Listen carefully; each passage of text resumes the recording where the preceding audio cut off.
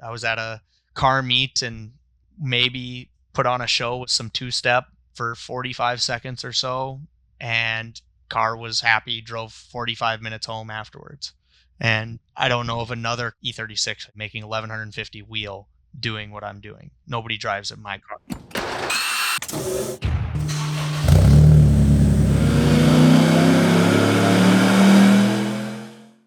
Welcome to the HPA Tuned In podcast. I'm Andre, your host, and in this episode, we're joined by Gus Erickson, owner of a DCT swapped turbocharged M50 E36 BMW that's punching out well over 1,000 wheel horsepower. Despite the power level that this thing is producing, it is a genuine street car, with Gus getting in as much as 20,000 miles of driving in a year. We learn about Gus's backstory, how he learned to spin spanners on cars, how he is essentially self-taught in just about everything he does, how he learned about turbocharging, and how he learned the hard way what the weak points are in the M50 engine. That includes destroying upwards of 7 engines, several gearboxes, and a few differentials. Suffice to say that Gus enjoys keeping busy, replacing broken parts on his car. Now, I have been guilty in the past of saying that the internet now means that just about everyone building a car for the first time thinks that they have to have 1,000 horsepower. And while I still stand by that, hey, let's be honest, if you can have 1,000 horsepower, of course you're going to. The DCT swap side of this is a really interesting aspect where you talk about the reason that he went DCT, the ability of this mostly stock DCT gearbox to hold over 1,000 wheel horsepower, and the challenges of actually getting it to do what it's supposed to do and shift properly. Before we jump into our chat, for those who are new to the Tuned In podcast, High Performance Academy is an online training school. We specialize in teaching people how to build performance engines, how to tune EFI, how to construct wiring harnesses. We also cover topics on fabrication, 3D modeling and CAD, race driver education, and data logging, just to name a few. You can find all of our courses at hpacademy.com/courses. All of these courses are delivered in high-definition video modules that you can watch from anywhere in the world, provided you've got an internet connection. This means you can learn from the comfort of your own place, and you can learn at your own pace. All of our courses also come with a 60-day, no questions asked, money-back guarantee. So if you purchase them for any reason at all, decide it wasn't quite what you expected, no problem, let us know. We'll give you a full refund. And for podcast listeners, you can also use the coupon code podcast75. That will get you $75 off the purchase of your very first HPA course. We'll put the coupon code in the show notes to make it nice and easy for you to find. Lastly, if you like free stuff, then I've got a great deal for you. We are constantly partnering with some of the biggest names in the aftermarket performance industry to give away some great prizes. You can always find our latest prize at hpacademy.com/giveaway. It might be an aftermarket ECU or dash. It could be some engine components or engine building tools, or just about anything in between. They are great prizes, and we will ship them free of charge to your door if you're the winner. There's no tricks here, no purchase required to get your name into the draw. All right, enough with our introduction. Let's get into our interview now. All right, welcome to the podcast, Gus. Thanks for joining us today. As we always do, let's start by diving into your background and find out how you got interested in cars. Yeah, thanks for having me, Andre. Yeah, I'm Gus. I'm from Minnesota, northern Minnesota originally. I have 2 older brothers, mom and dad, and grew up with anything with a motor. Growing up in the backcountry, if you didn't make it work, you didn't go to work, you didn't go to school. You had to figure it out and fix it yourself either way. So kind of driven by necessity. Correct, yeah. In northern Minnesota, it gets down to minus 40 most winters. Oof. So that's Fahrenheit. It's cold. Yeah. Don't ask me to do the maths, but that doesn't sound pleasant. No, it's not. People don't think about how cold it actually is because that's actual air temp, and it's not with wind chill. So machinery it doesn't work. You can't make an engine start when it's minus 40 without putting some external heating into it. So sure, you got to figure it out. And that's, pretty much what drove me to start working on cars and being with my dad, working in the garage and, building stuff, breaking stuff, and repeat. It's just how it worked. Okay. And that seems to be a bit of a theme through your whole sort of car life, correct? Yeah, for sure. Break something, figure out why it broke, fix it, break something else? Yeah, maybe tweak one thing, maybe tweak a lot of things, but usually it's you learn from at least one mistake. And sometimes it's because you messed up, sometimes it's because you found the limit, and it's just how it goes. Yeah, yeah. I guess the sort of learning to wrench on engines out of necessity and keep things going, that doesn't always necessarily become a passion for cars and motorsport, though. So can you connect those dots for us? Yeah, so I mean, growing up, you have brothers, you're always in competition with each other, trying to be faster, trying to be, quicker than each other, whatever it is. I had two older brothers who, not necessarily bullied me, but they were my biggest driving factors when I was younger to be better, just do better, learn from their mistakes the same way that I learned from my own.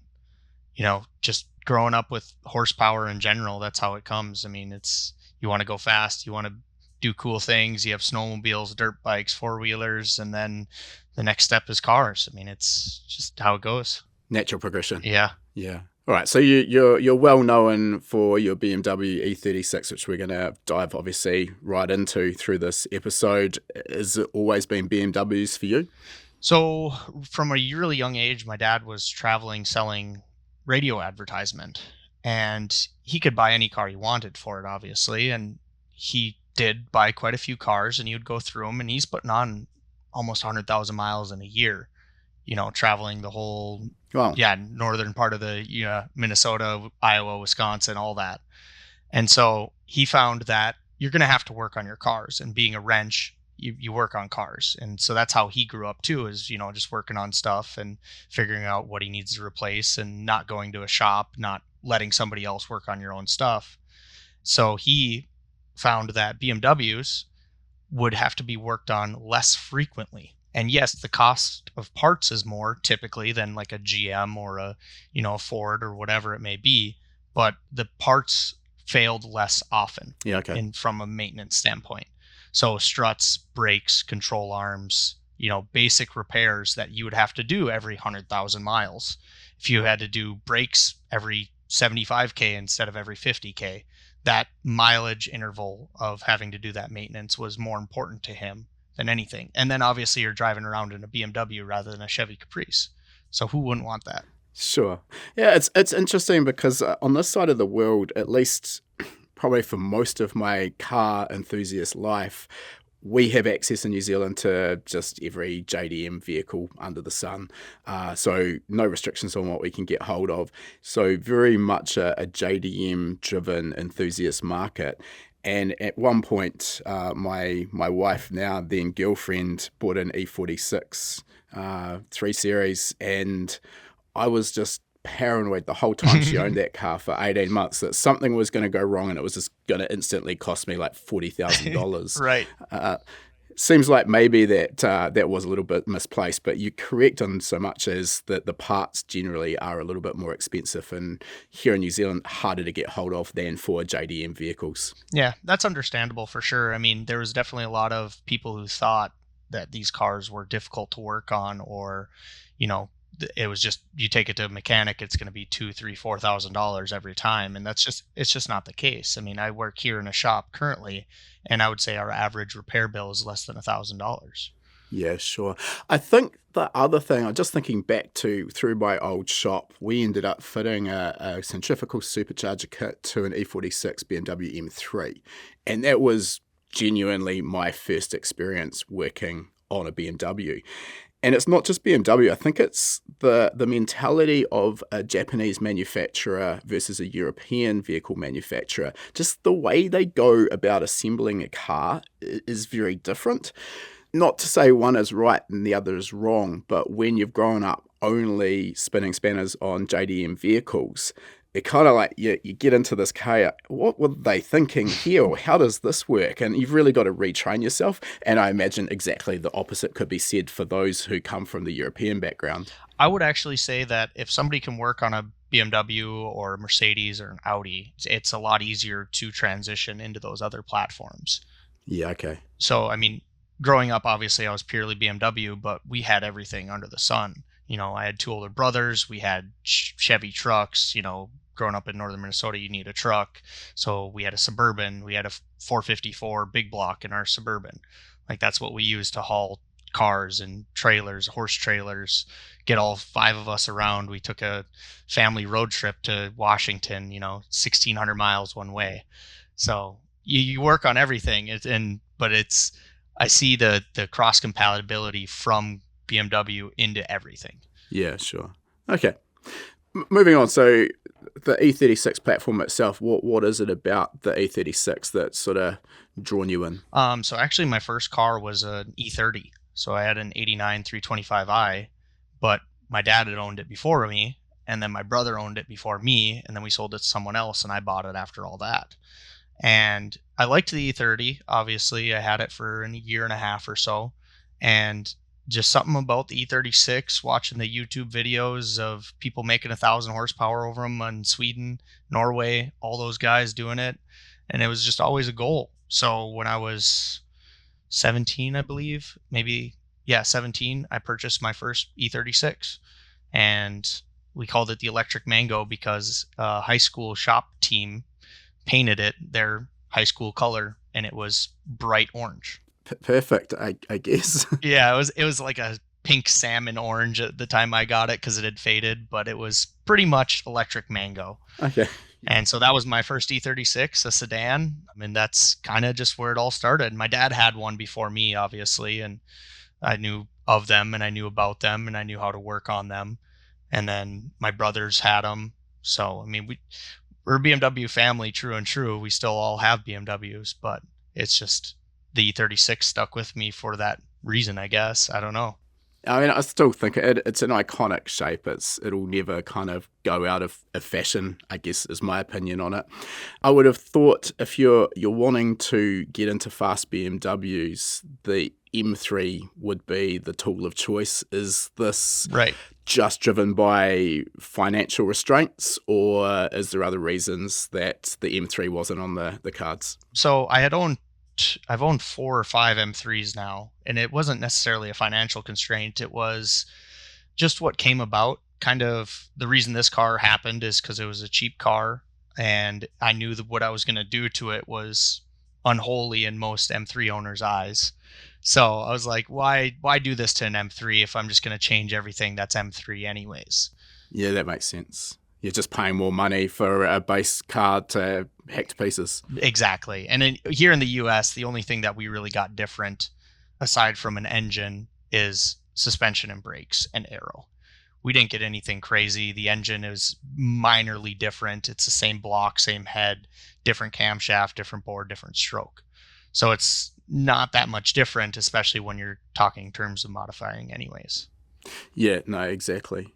All right, let's sort of just jump back. We've got a bit out of order here, but that's okay. I'm sort of interested in just learning about your sort of education and work background, and then we'll sort of get into, you've sort of touched on already what you're doing today. Yeah. So went to a small high school. We had 68 people in my graduating class. So growing up, we knew everybody, brothers, sisters, everybody knew everybody. It was really nice. I actually didn't finish high school. I dropped out my senior year. I got a ticket in the parking lot for parking incorrectly, and I wasn't going to school anyways because I was working full time as a pizza boy, working at a small pizza place. And my parents were like, hey, maybe school isn't for you. And so we had a long conversation about it. And they're like, you should consider, moving on and trying to further your, passion for working. Because I do enjoy working. I work a lot. And so, yeah, I dropped out of high school November of my senior year, and I went back and got a GED. So I have a high school diploma at least, but never went to further my education after that. Okay. Well, I mean, it's not for everyone. I actually would applaud your parents for picking up on that. I think too often parents try and sort of shoehorn their kids in a certain direction, even if it's quite clear that maybe that's not what they're passionate about. So, just going further into the education side of things is not always the correct fit for every person. Right. So, yeah, after high school was just working full time, working, 50, 60, 70 hours a week usually. Quickly, I owned a bright red 95 M3 that was straight piped and very loud. And being a 18, 19-year-old kid with that car, it drew a lot of attention. Hard to believe. Yeah, right? Who would have guessed? So I kept getting in some tickets and stuff like that, and eventually ended up getting the car impounded. And it's actually funny because I heavily modified it, coilovers, a lightweight flywheel, it's very sticky, grabby clutch.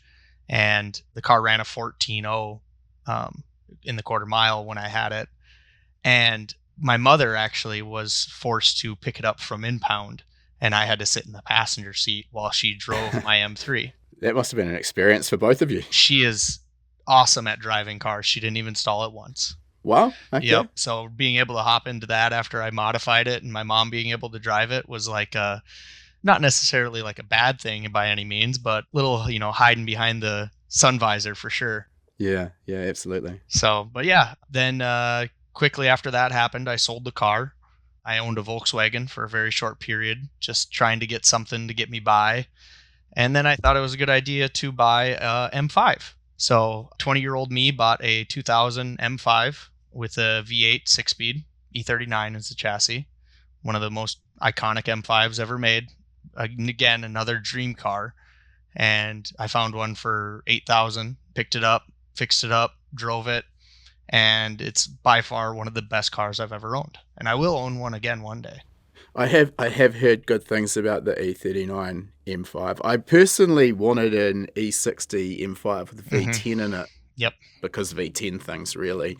But again, that was in the era of I was scared to death of anything going wrong. Right. And also that SMG gearbox just doesn't do anything for me. They do come 6-speed, but they're pretty hard to find. Yeah, definitely. The very, very rare. So anyway, that didn't happen. So it is what it is. But yeah, so ended up, throughout these years, I kept having to purchase parts for my cars. And so we lived 3 hours from the nearest metro called the Twin Cities in, central Minnesota. And there's a shop down there called Recycle BMWs. And on the forums and things like that, I would post if I needed like a radiator or an injector or something weird. And these guys would always reply, hey, we have it here at Recycle. And so I would make the trip about 2 hours and 30 minutes, depending on which car I'm driving, and go pick up my parts. And every time I was down there, throughout the years, probably started going there when I was 17 or so. And the owner, Brian, would offer me a job. And I was like, Brian, I live 3 hours away. Like, I can't work down here. I don't want to move to the cities, blah, blah, blah. And as years went on, he was persistent, and pretty much one of the final times he's like, hey, like, this is serious. I want you. You know what you're doing. You're willing to learn. I see your growth throughout the years with all your cars and blah, blah, blah. Like, come work for me. And I'm like, you know what? Let's do it. So I packed up my things. I found a random house to live in, again, through the internet, Facebook, found someone that was like, hey, we got a room. You can come live with us. Moved 3 hours away. So, and worked at the shop called Recycle BMWs, 21 years old. Sounds like you'd pretty much be in heaven given your love for the brand. Right. And so Recycle BMWs was started by Brian and the Eric Berger, who passed away. And they had 50, 60 cars waiting to get parted out at any time, and just anything you can think of. And so you could go down there and pull all your own parts. You could have the parts pulled. So that's where I just jumped in. And if it wasn't for that, I definitely wouldn't be where I am. So it's definitely accredited to Brian for giving me that job. But he helped out a lot, let me grow, let me learn, let me just fail too, figure stuff out on my own. And yeah, I think sometimes we'll probably touch on this more as we go, but I think you often learn more from the failures than the successes. Well, yeah, and especially without going to school or anything like that, for him to take that risk into me and being able to, obviously still run a business because of it was pretty great. So yeah. Okay, so what does sort of 21 up until current day look like? Well, so I turned 30 this year, so I'll be 31 in November. So that was almost 10 years ago. And if you would have told me 10 years ago that I would have a almost 1,200 horsepower E36, I would have laughed in your face. So it's pretty crazy to think about how much I've progressed over the years and what I've learned and all that fun stuff. But yeah, 2017 is when I moved down to the cities, and just working at Recycle, I met some of my best friends because of it. One of them works out here with me now. His name's Alex. He was a fab guy. We call him Bimmerstang. He has a E30 with a Ford 5-liter in it. It's an interesting choice. Right. He does all sorts of fab. He drifts it. Yeah, okay. And he's now out here for 22 doing CAD and design. And so it's awesome to see him go from just a fab guy welding up exhausts for us to doing this now. I think all that technology as well is just so much more accessible. Like, if you're on Instagram, you're seeing people posting up cool renders of 3D models that they've made, and then it kickstarts. Well, if they can do that, maybe I can learn how to do it as well. Obviously, these days with the access to Fusion, right, for essentially free as well. Like, just the tools are so accessible these days. Right. So, but yeah, meeting all these wonderful people and just growing my knowledge, working on these cars, Brian pushing me to do better and, learn this stuff that I've never worked on before. I knew E30s and E36s, E46s a little bit, and then obviously my E39. But more than that, like, I had never touched anything outside of that because we didn't own anything like that. I hadn't worked on it. Well, so what's the learning curve, I suppose, when you're really comfortable with all of those models you've just mentioned, going to something newer that you haven't seen before? I mean, hey, it's still just nuts and bolts, right? Right. At the end of the day, it is nuts and bolts, but especially in the E90 chassis, they started developing a lot of technology and modules and things like that wasn't necessarily in the earlier generations. And so as technology progresses, you have to have more tooling and more software and things like that. So that's where I really tried to learn more, and still obviously learning every day on how to work on that stuff. Yeah, I think it's fair to say that techs and franchise dealerships these days probably are spending more time hanging off the end of a scan tool than they are hanging off the end of a spanner. And honestly, I don't actually know if that's a good thing or not. If you're passionate about the mechanical side of things these days, you just about need to be a sort of an auto electrician as much as a mechanic. Right, exactly. And I mean, I obviously have a passion for it. I'm able to figure things out. I have a level head for it. My parents see it. I have a brother who is not a good wrench at all. And we tell him that all the time. Dude, you need to step back. You're not good at this. And so it's a big joke that we have with all of us. I do think, though, recognizing your strengths and weaknesses is important. Doesn't necessarily mean that you can't work on your weaknesses, but knowing where you excel and trying to angle towards that, it just obviously makes a lot of sense. Yeah, just meeting people. I mean, like I said, some of my best friends came from recycled BMWs because they were buying parts, and I was like, hey, you like cars too? Like, let's hang out. Or, just being in the cities and having my car. I had my M5 when I was down there. And, people recognized that. And there was the time I was driving to go check out a S1000rr. I worked two jobs. So I worked at Recycle and I was a server at Applebee's. So on Sundays was my only day off, I would do something. And so I found an S1000rr for sale, and I was just driving through the cities. Granted, I had never lived here. I didn't know anything. I didn't know which part of it. And I was driving past this house and I recognized the cars outside. As some friends of mine online, and I revved my M5, V8 straight pipe, loud. As you do. Yep. Yeah. And I messaged him and I said, did you hear my M5 drive by? And he's like, that was you? And I was like, yeah. He's like, oh, sweet, swing by. And it turns out they're two cool dudes, Jacob Vang and Alex Mauser. Took him for a ride in my M5. I just got the notification about that, actually. What was that? 9 years ago. I took him for a ride and I went street drifting. And drifted curb to curb with them, one in the back seat filming, and we became great friends. We hung out almost every day after that, all because I was just driving my M5. Yeah, nice. If you're a fan of the podcast and you're interested in topics like engine tuning, automotive wiring, performance engine building, 3D modeling in CAD, or anything else in the high-performance industry, I have something that you might be interested in. Introducing the High Performance Academy VIP package. This package of courses gives you lifetime access to all of HPA's online training for one price. These courses cover everything from tuning and reflashing petrol and diesel engines, through to motorsport wiring, engine building, fabrication, design, car setup, and plenty more. Right now, you can get $500 off High Performance Academy's VIP package using the code PODCAST500 at checkout. Becoming a VIP means you'll never pay for another course again. You'll get instant access to all 40 plus courses we currently offer, plus every new course we ever release in the future. Want to define maps or tune with WinOLS? Curious about CAN bus devices or how CAD can help make your dream build a reality? These in-depth topics, as well as many others, each have their own dedicated course that are going to help you master whatever it is you want to learn. And as a VIP member, you're not just getting the courses, you'll also join HPA's online community with lifetime access to our member forums and members' webinar lessons. Again, the code is podcast500 for that $500 discount. Just head over to hpacademy.com to check out the full VIP package and everything it contains. All right, let's get back to the episode.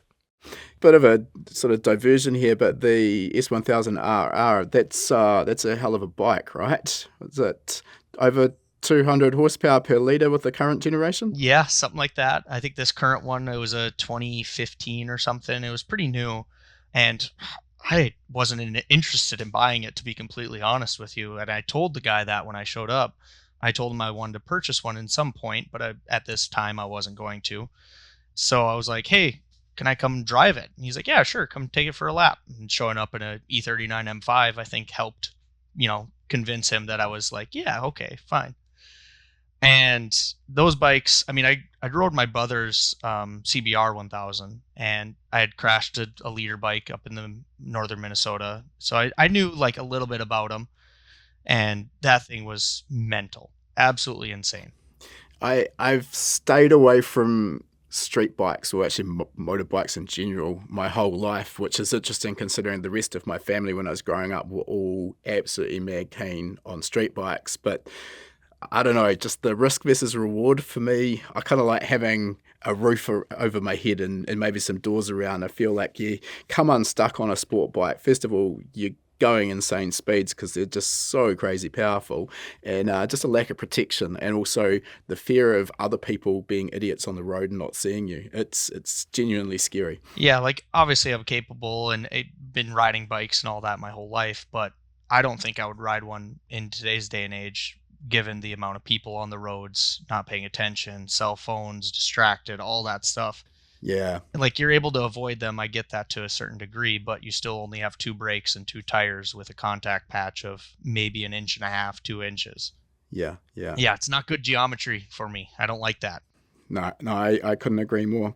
Anyway, let's get back up to speed. So if you bring us up to modern day, so where are you working at the moment, and what are you sort of doing day in and day out? So I am currently at 22 RPD in Renton, Washington, 22 Race Product Development. I couldn't tell you what 22 stands for, but that's the number the owner picked. So he started this business back in, 2015 probably, just tuning and working on cars, also E36. So he had a turbo E36. He bought a tune from someone and they were unresponsive. He bought it, asking for support. They're trying to get help, tuning stock ECU, MS41, and they weren't helping him. So he's like, you know what? I'm going to figure out how to do it myself. And he did.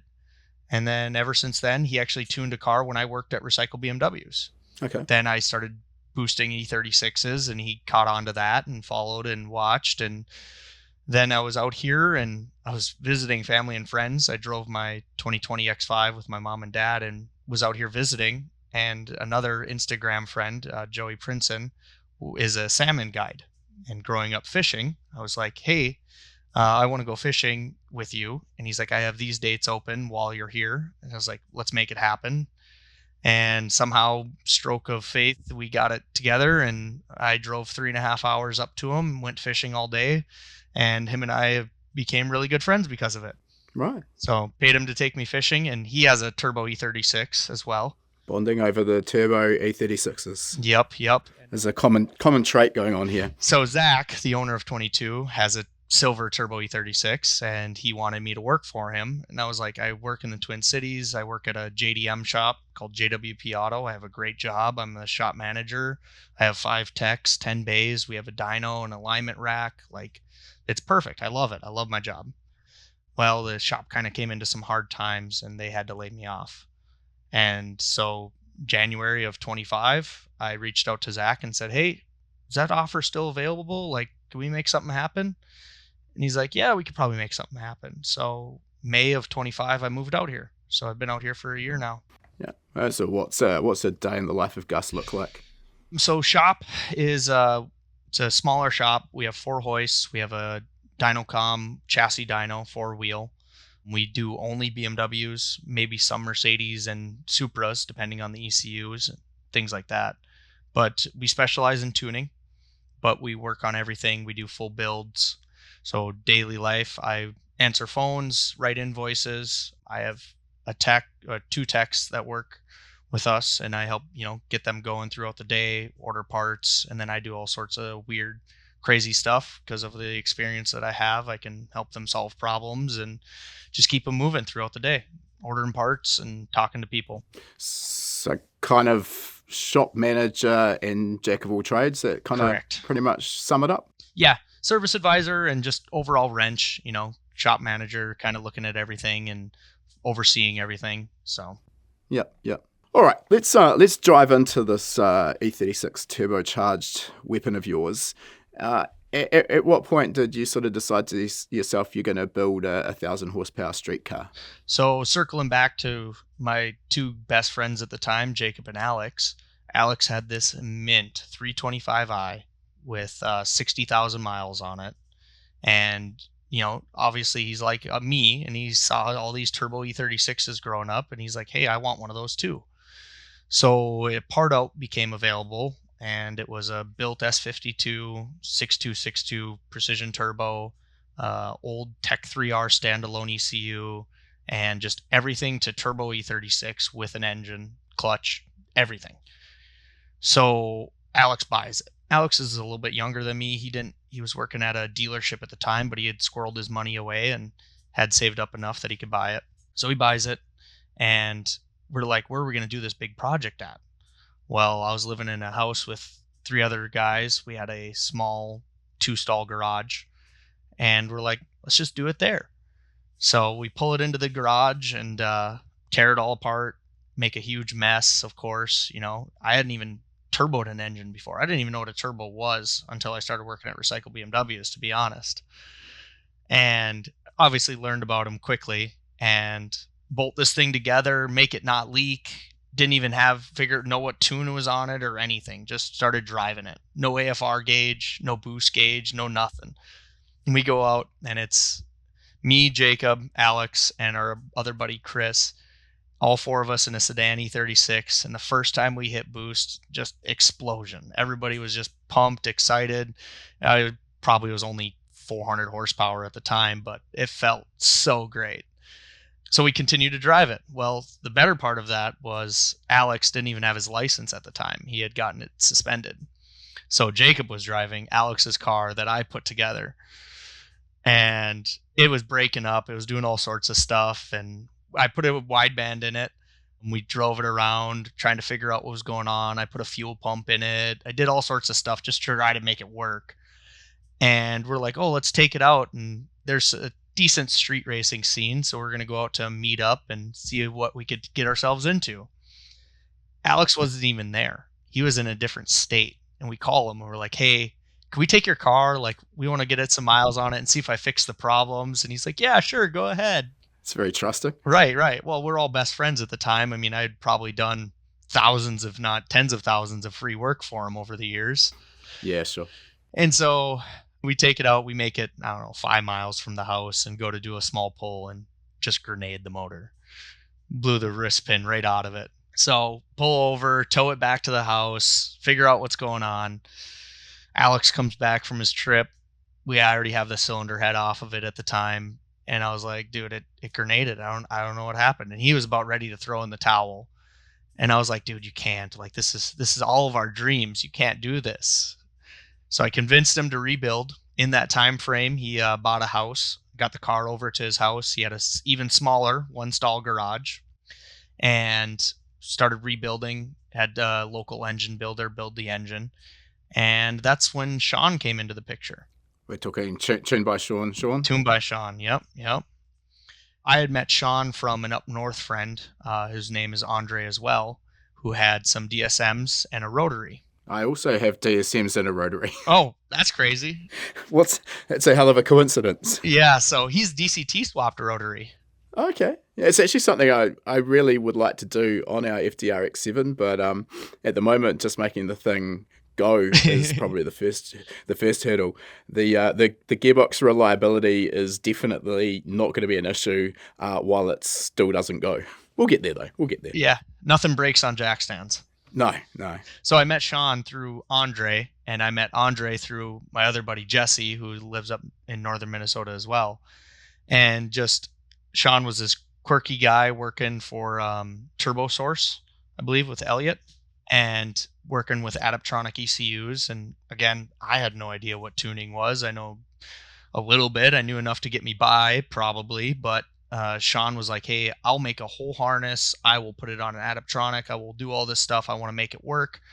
And he was working side by side with Elliot still at the time, and it was great. I mean, Sean was a blessing. We didn't know that we needed, and so Well, it's sort of that's the part that brings everything else together, and it doesn't matter what turbo you've specified. It doesn't matter how well built the engine is. If the tuning isn't right, at best you're going to not get the performance out of it, and at worst you're going to end up rebuilding it again. right. And so this is probably 2018, I believe, at the time, and start the rebuild process into 2019. I finished the engine, and so Alex had bought a 3-bedroom house. He had 2 buddies living there, and in the living room, I assembled and built his entire engine. And so Alex, who's about my size, we're not big guys by any means, we had to carry this iron block M50 down a set of, entry stairs into his 1-stall garage and put it into his car. And there's just so many memories that came from that. And just putting the car together, we got rid of the 6262 and put it on an S366 per Sean's recommendation. I don't know why he recommended that, but that's what we did. Yeah, just learning a lot really quickly about turbos and wastegates and all that. And Sean was there. He was helping most of the time. And we weren't really friends with Sean. I remember showing up at his house and dropping off parts so he could work on it. And then him coming over, and it was just like, we're just 2 dudes working on cars. It was crazy. And to think about that now and how close Sean and I are, It is amazing that the friendships that you form through the car scene as well. oh yeah. Some of my best friends still came from that car scene back in the day when I was drag racing. Interesting, you're just talking about building that engine in the spare bedroom. That's exactly what I did with the drag engine for my old Evo. That was built in the spare bedroom in the house I was renting at the time. And same deal, 2 of us trying to awkwardly manhandle that thing down a set of stairs once it was finished. Yep. Probably still oil stains on the carpet to this day, but that's okay. Nothing a rug won't fix. Mine was hardwood floor, so at least I could wipe it up quick. Perfect. Yeah. The engine stand rolled real nice. I definitely can't recommend building an engine in a spare bedroom on carpet, but we do what we've got to do. That was exactly it too. And just bringing all my tools over to his house. At the time, I had a duffel bag, literally, of tools, and that's what I worked out of. And just buying things that I needed, and working at Recycle BMWs still, and just anytime I needed a part, thankfully I had Recycle, and I could just grab it and we could figure it out. Am I safe to assume at this point this rebuild does at least involve some aftermarket parts? Oh, so yeah, the motor that we purchased was fully built. It had powder rods, it had JE pistons, it was an O-ring block with stock head gasket. Oh, right. Yeah, it was good stuff. It's a pretty serious piece of kit. Right, and then we just grenaded it for the fun of it. So I'm going to assume here this was tune related. Did you ever sort of get to the bottom of it? Well, so it had a Tech 3R, which was essentially like a piggyback standalone. Yeah. I never had the pleasure, or maybe we'd call it the displeasure, of dealing with those, but simpler times without the access to the sort of technology we've got today. Mm-hmm. The guy that we bought it all from actually had it in a car. Everything was working. We bought it all used. And I mean, it should have worked in theory. It should have just everything plugged together, but maybe I missed the map line, or maybe the O2 sensor wasn't reading into the ECU or something. Or one of 1,000 other potential problems that could have cropped up. Yep. The previous owner, Dave, he gave us a laptop that had the software on it, but the battery was bad. So we never even turned on the laptop, never plugged it in, never even looked at a log or anything. So we had no idea. Yeah. But so the next engine was built even better. And, the guy who did it, Dan, he saved the cylinder head. He was able to salvage a lot of the parts from it. It got a new block, reused the crank. We did new rods, new pistons, and same sort of. No, we went with a cut ring gasket actually on that. So that's where my first cut ring head gasket came into play, and that's going to be a conversation we have here shortly about my setup. But so moving forward quickly, Sean came into play. We had to figure out so many problems trying to use stock coils at first, igniters, and then we switched to the Audi R8 VAG coils. Those worked great. Got the car running, went for drives, got data logs, went to the dyno, and the rowdiest two-step to this day that Sean has ever done that I have ever seen was that day after the dyno on that car. And it was quite literally the biggest fireballs out of an exhaust that you could ever think of, with the most noise, and it shook this whole complex that we went to. Always satisfying. Yeah, it was great. It was so good. And after a successful dyno day too, I mean, it probably only made 575, I think, on E85, but it was happy and healthy. Yeah, it's no joke, though. Yeah, oh yeah. Yeah. And for Alex, who hadn't driven, he had a VRT, Mark III VRT at the time, and it probably made 350, I would guess, maybe 300. My M5 was faster, so probably 300. I think part of the problem with the internet actually might be people like yourself. We hear everyone's got 1,000 horsepower at the wheels these days, so the younger generation sort of getting into the scene feel like, well, I mean, if I don't have 1,000 horsepower, why even get out of bed in the morning? Right. But the reality is, I mean, even 400 wheel, a solid, realistic 400 wheel horsepower is quite a fast street car. Oh, for sure. The other aspect of this as well, and we'll get further into your specific build, so I might prove that I'm completely incorrect here. Normally when you start taking engines, particularly, you know, my sort of bread and butter's always been 4G63, so you've only got 2 litres and 4 cylinders to deal with. You know, you put a turbo on one of those, it's going to make 1,000 horsepower, and it's not probably going to do much till about 5,500 RPM. And on the street, you know, I'd say often a 600 horsepower combo that's got good power from, let's say, 3,800 RPM up is probably going to be faster in a lot of instances. So we don't need 1,000 horsepower, but you've got 1,000 horsepower and we've got you here, so we're definitely going to talk about it. Yeah, for sure. I mean, we all start somewhere, though. And I mean, if I were to go back and do it over, I would start with a bone stock M3. I'd put a turbo on it, and I would start at 400 horsepower on pump gas, and it would live forever. I have no doubt in my mind that you get the tuning right and you don't have any traumatic events like losing fuel pressure or oil pressure, it would have no issues. But yeah, I mean, just figuring it out with Mauser and Sean together side by side drove me to say, I want a turbo E36. Fair. And so right after we finished Alex's car, I was like, hey, Sean, I want to build one. Like, do you want to build one with me?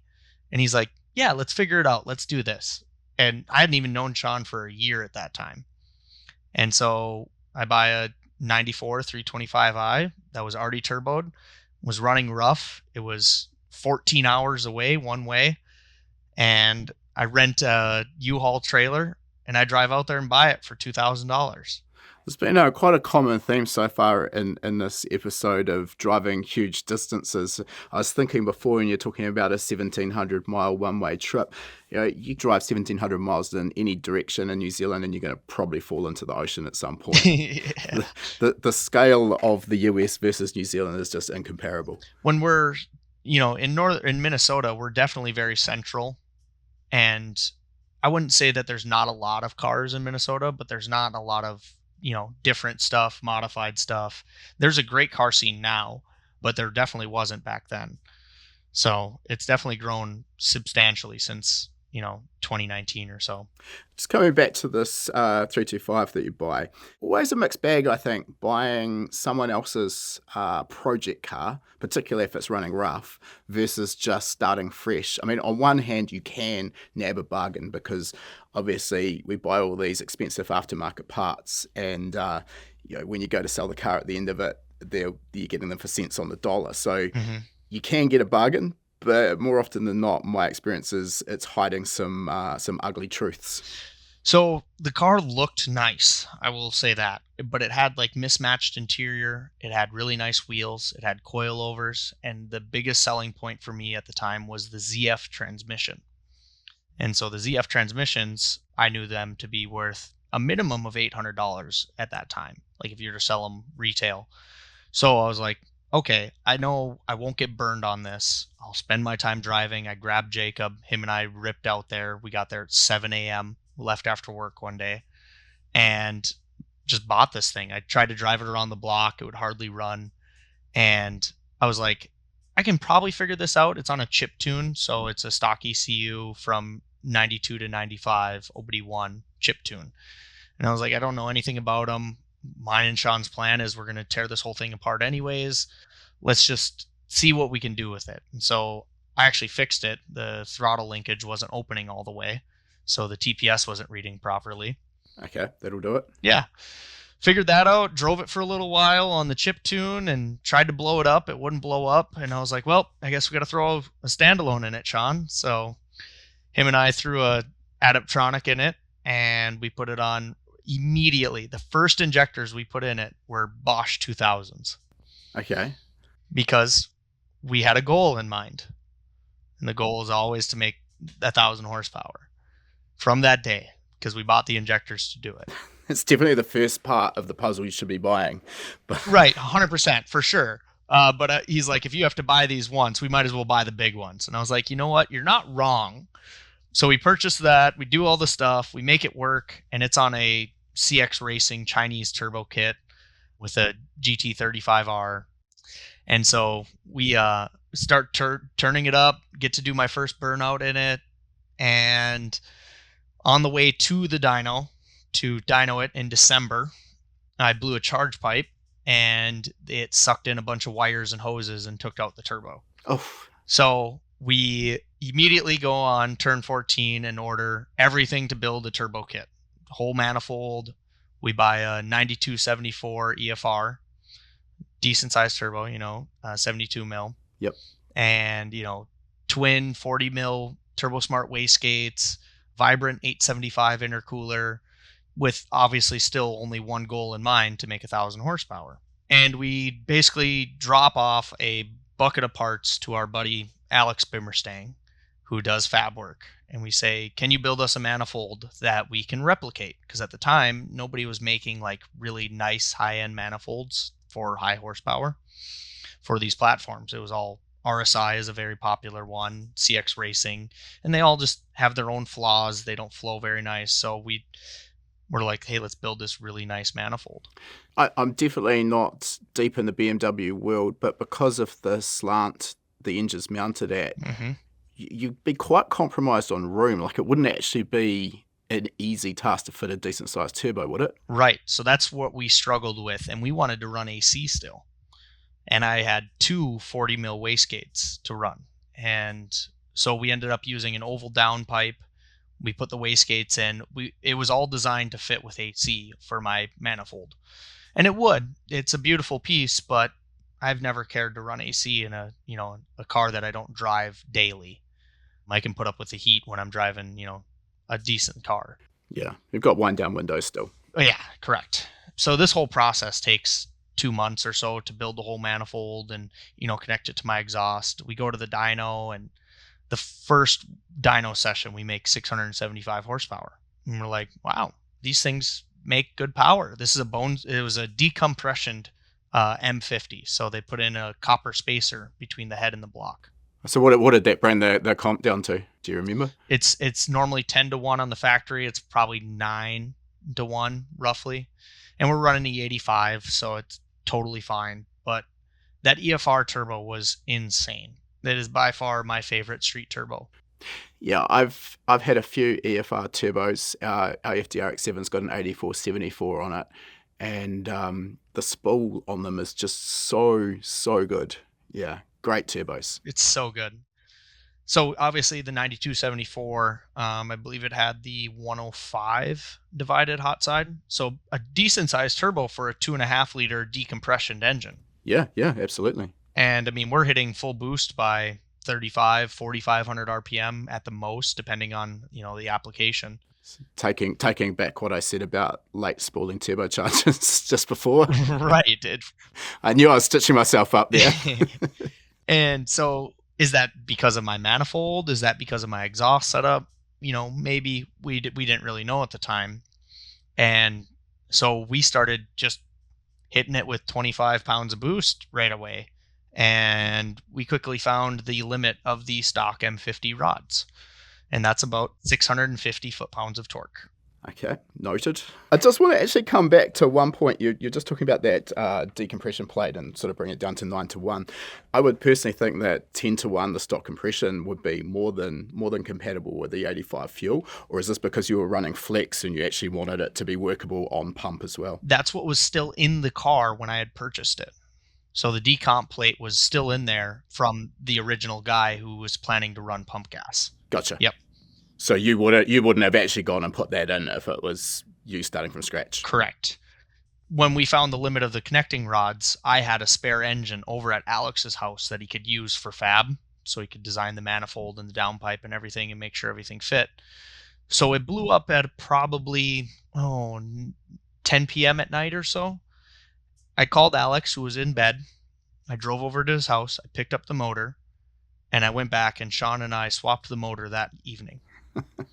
Stock head gasket, swapped everything over, just put it all back together. We might have put a cut ring in it, but either way, and started dynoing it at 4 a.m. the next day because we were super fortunate to be at this shop called Mo's Performance, M&P Performance now. But they had a dyno, and they just put in an in-ground dyno jet, and this is now April of 2020, and we're just having a great time working in a shop. Sean and I vibing, blowing stuff up and putting it back together. And that's literally how it all started. Yeah, you sound like you've got away with a lot. That's 2 engines that have destroyed rods.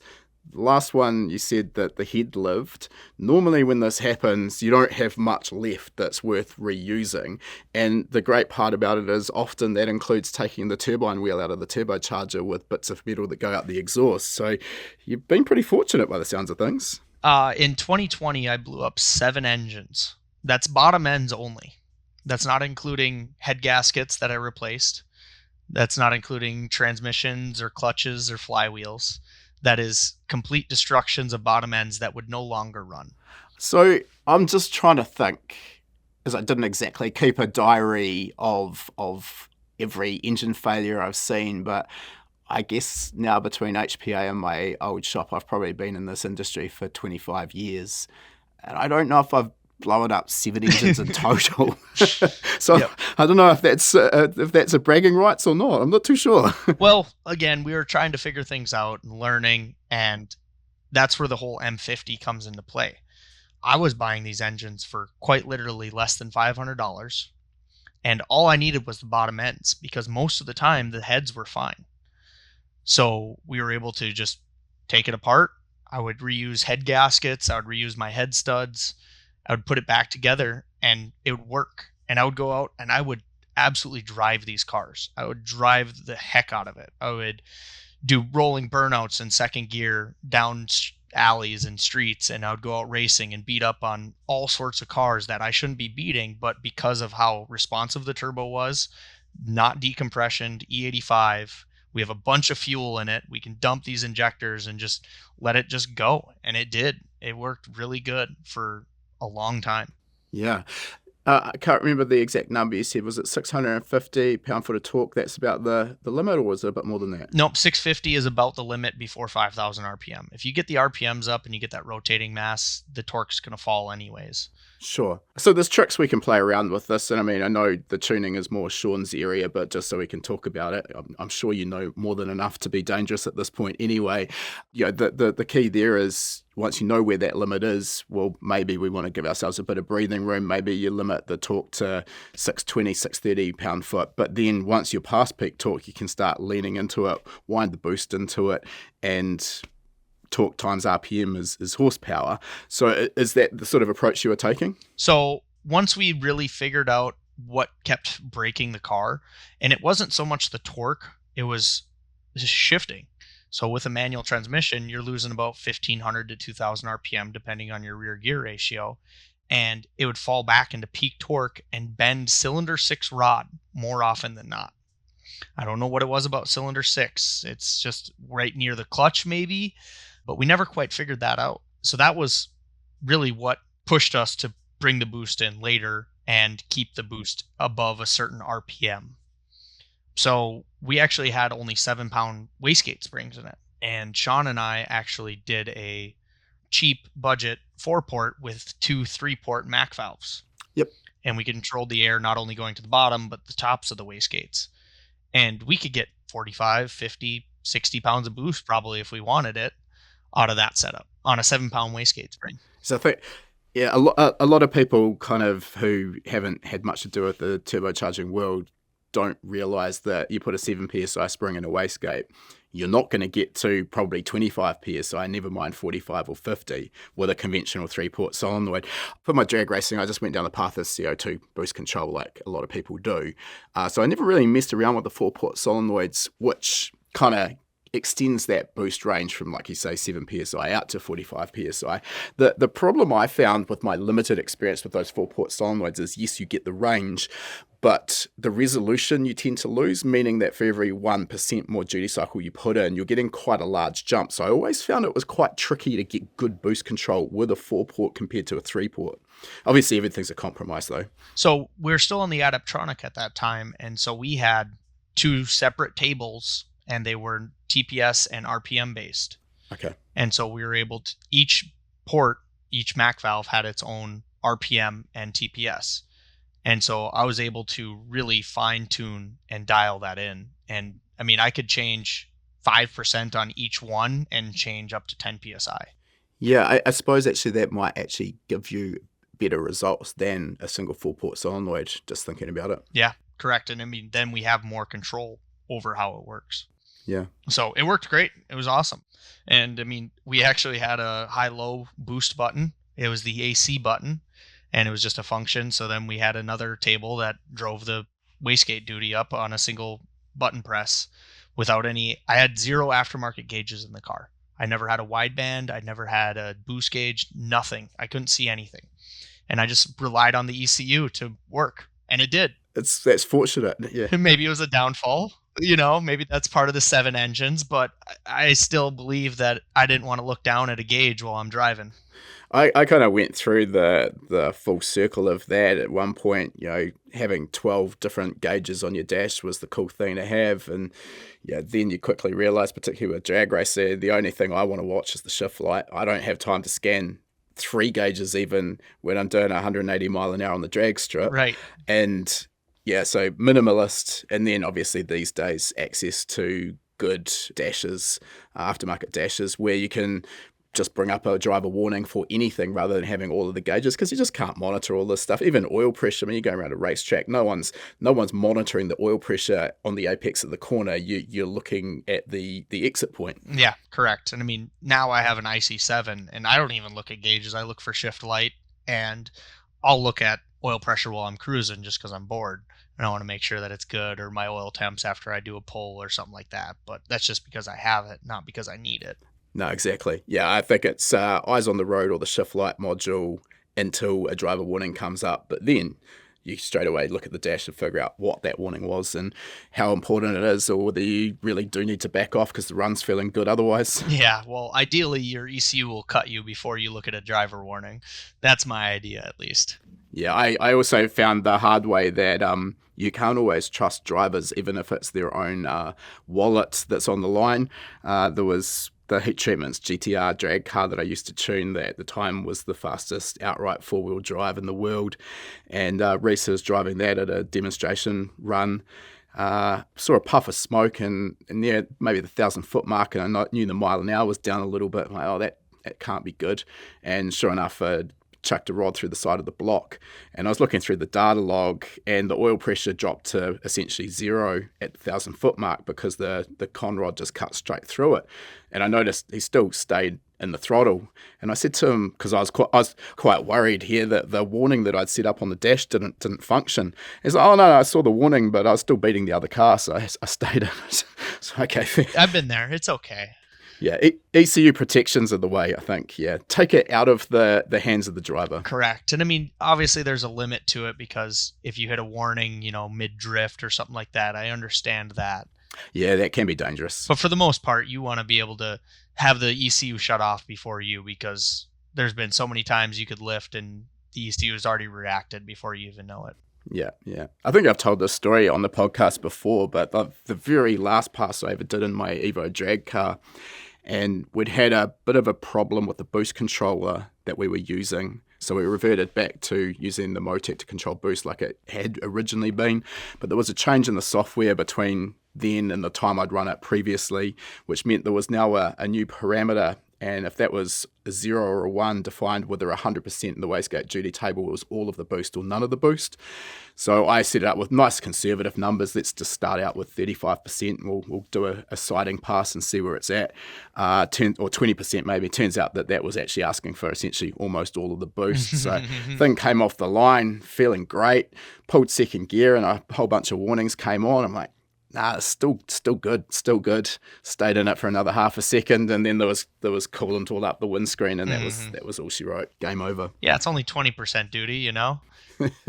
What's the worst that could happen? One of the most fun failures that Sean and I had together was we were at a local meet.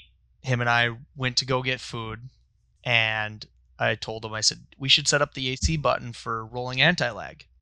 And this is probably pre-tuned by Sean, I think still. He was still working with Elliot at the time. And he's like, yeah, let's do it. Let's try it. And so we set it up at probably 4,000 RPM, I think, and 200% fuel, not knowing, and just thinking it would just spool the turbo. And it hydrolocked the engine and bent all the connecting rods. Because 2,000 cc injectors with 200% fuel over the current table is a lot. It's all of it. Yeah, that's probably quite an optimistic trim. Maybe start with less than that. Wow. Yeah, well, it worked for a second till I came off the throttle before the button, and it just, hydrolocked, bent all the rods. It still ran.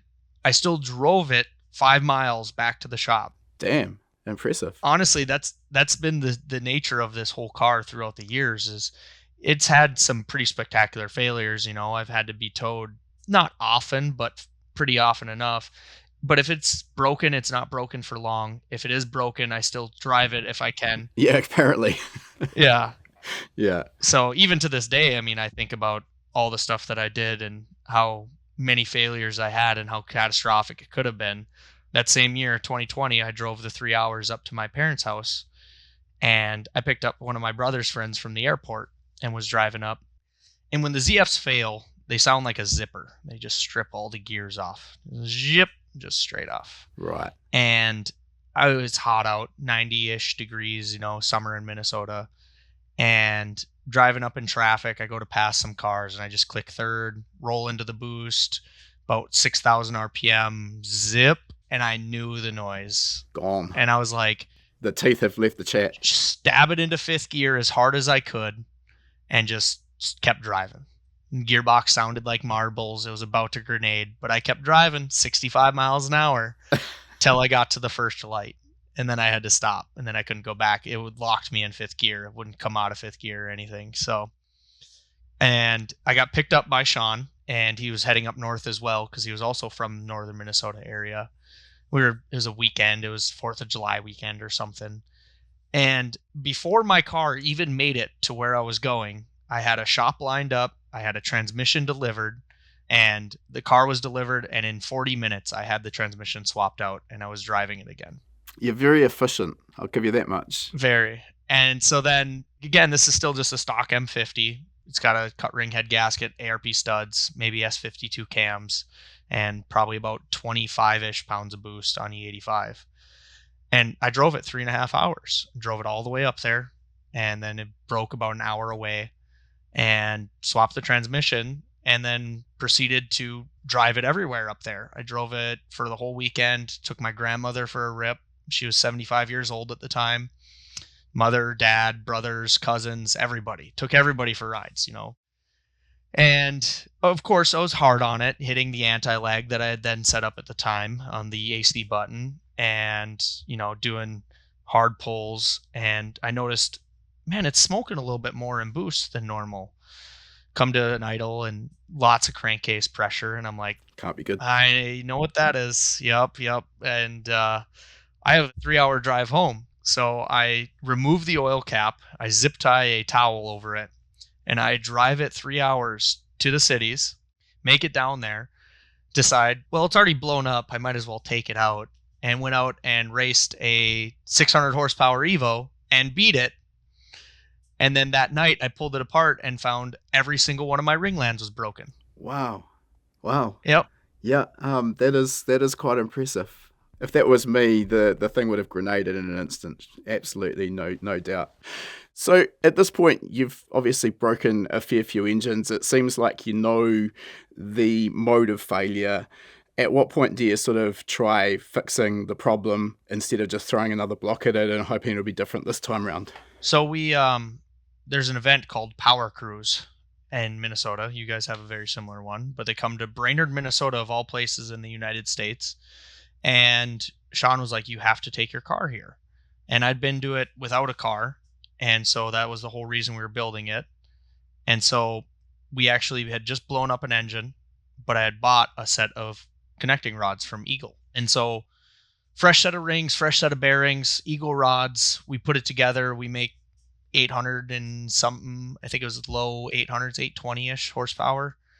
And we're like, all right, this thing's going to have a lot of fun up in Brainerd. And so I had a set of sticky tires for it. I was going to make it all hooked up and go out on the track. First pull, feels great. Hit the high boost button, click fourth gear, just rolling into it, lifts the head. Water under the tires, gets all squirrely, able to keep it going straight and get it shut down, get towed off. It torched the cylinder head just like laser beam. So this is a semi-built engine, cut ring head gasket. I brought spare transmission, spare differential, spare drive shaft, spare axles, spare cylinder head, spare head gaskets, everything. So I had everything there. So in the pits, this is a whole weekend event. In the pits, I ripped the cylinder head off and put a new one on, blew the radiator out of it, blew a coolant hose out of it, and put it all back together. That was Friday. So then Saturday we did all that and get it on the track, blow a transmission, blow a differential. And then I was like, you know what? I'm done. Take the sticky tires off, put it all back together. And I mean, this story is crazy for a single weekend. But when I pulled the transmission off, the pilot bearing fell between the clutch discs on a twin disc. And so put a trans in it, right, drive it, and it felt fine. But I get on track and now the clutch doesn't disengage because it's pushing in, it's pushing against the pilot bearing. So we get back into the pits. I pull the trans back off and it had bent the clutch discs. They're just regular, clutch disc material. So I take a floor jack and a trailer and about 10 people and we bend the clutch discs back flat, put it back together, and I do one little pull and it slipped once and then it hooked up ever since. And went out, put regular tires on, just nothing crazy, and went and did rolling burnouts for the rest of the day on Sunday. And then drove it 3 hours back to the cities. And I ended up selling that clutch to a buddy when I went DCT. So throughout the whole process, the plan was to go DCT. And DCT came in because of a gentleman named Nice Jarnett. Nice has a E30 all-wheel drive with a DCT. And he had a video out there of him banging gears, turbo M50, and it's what I wanted. And I kept seeing all these things pop up about it. And as time went on throughout 2020, I was like, I purchased a transmission for $200-300. I don't even remember. It was cheap. And tore it all down. And what specifically was that DCT out of? 135, 335, or Z4 off a N54 engine. And short ratio, I knew I wanted a short ratio over the M long ratio. Seventh gear is 1-to-1. And so that was going to be important for me, trying to find a rear gear that would work. So I was planning, obviously, braking differentials throughout all of 2020. I knew I had to upgrade that.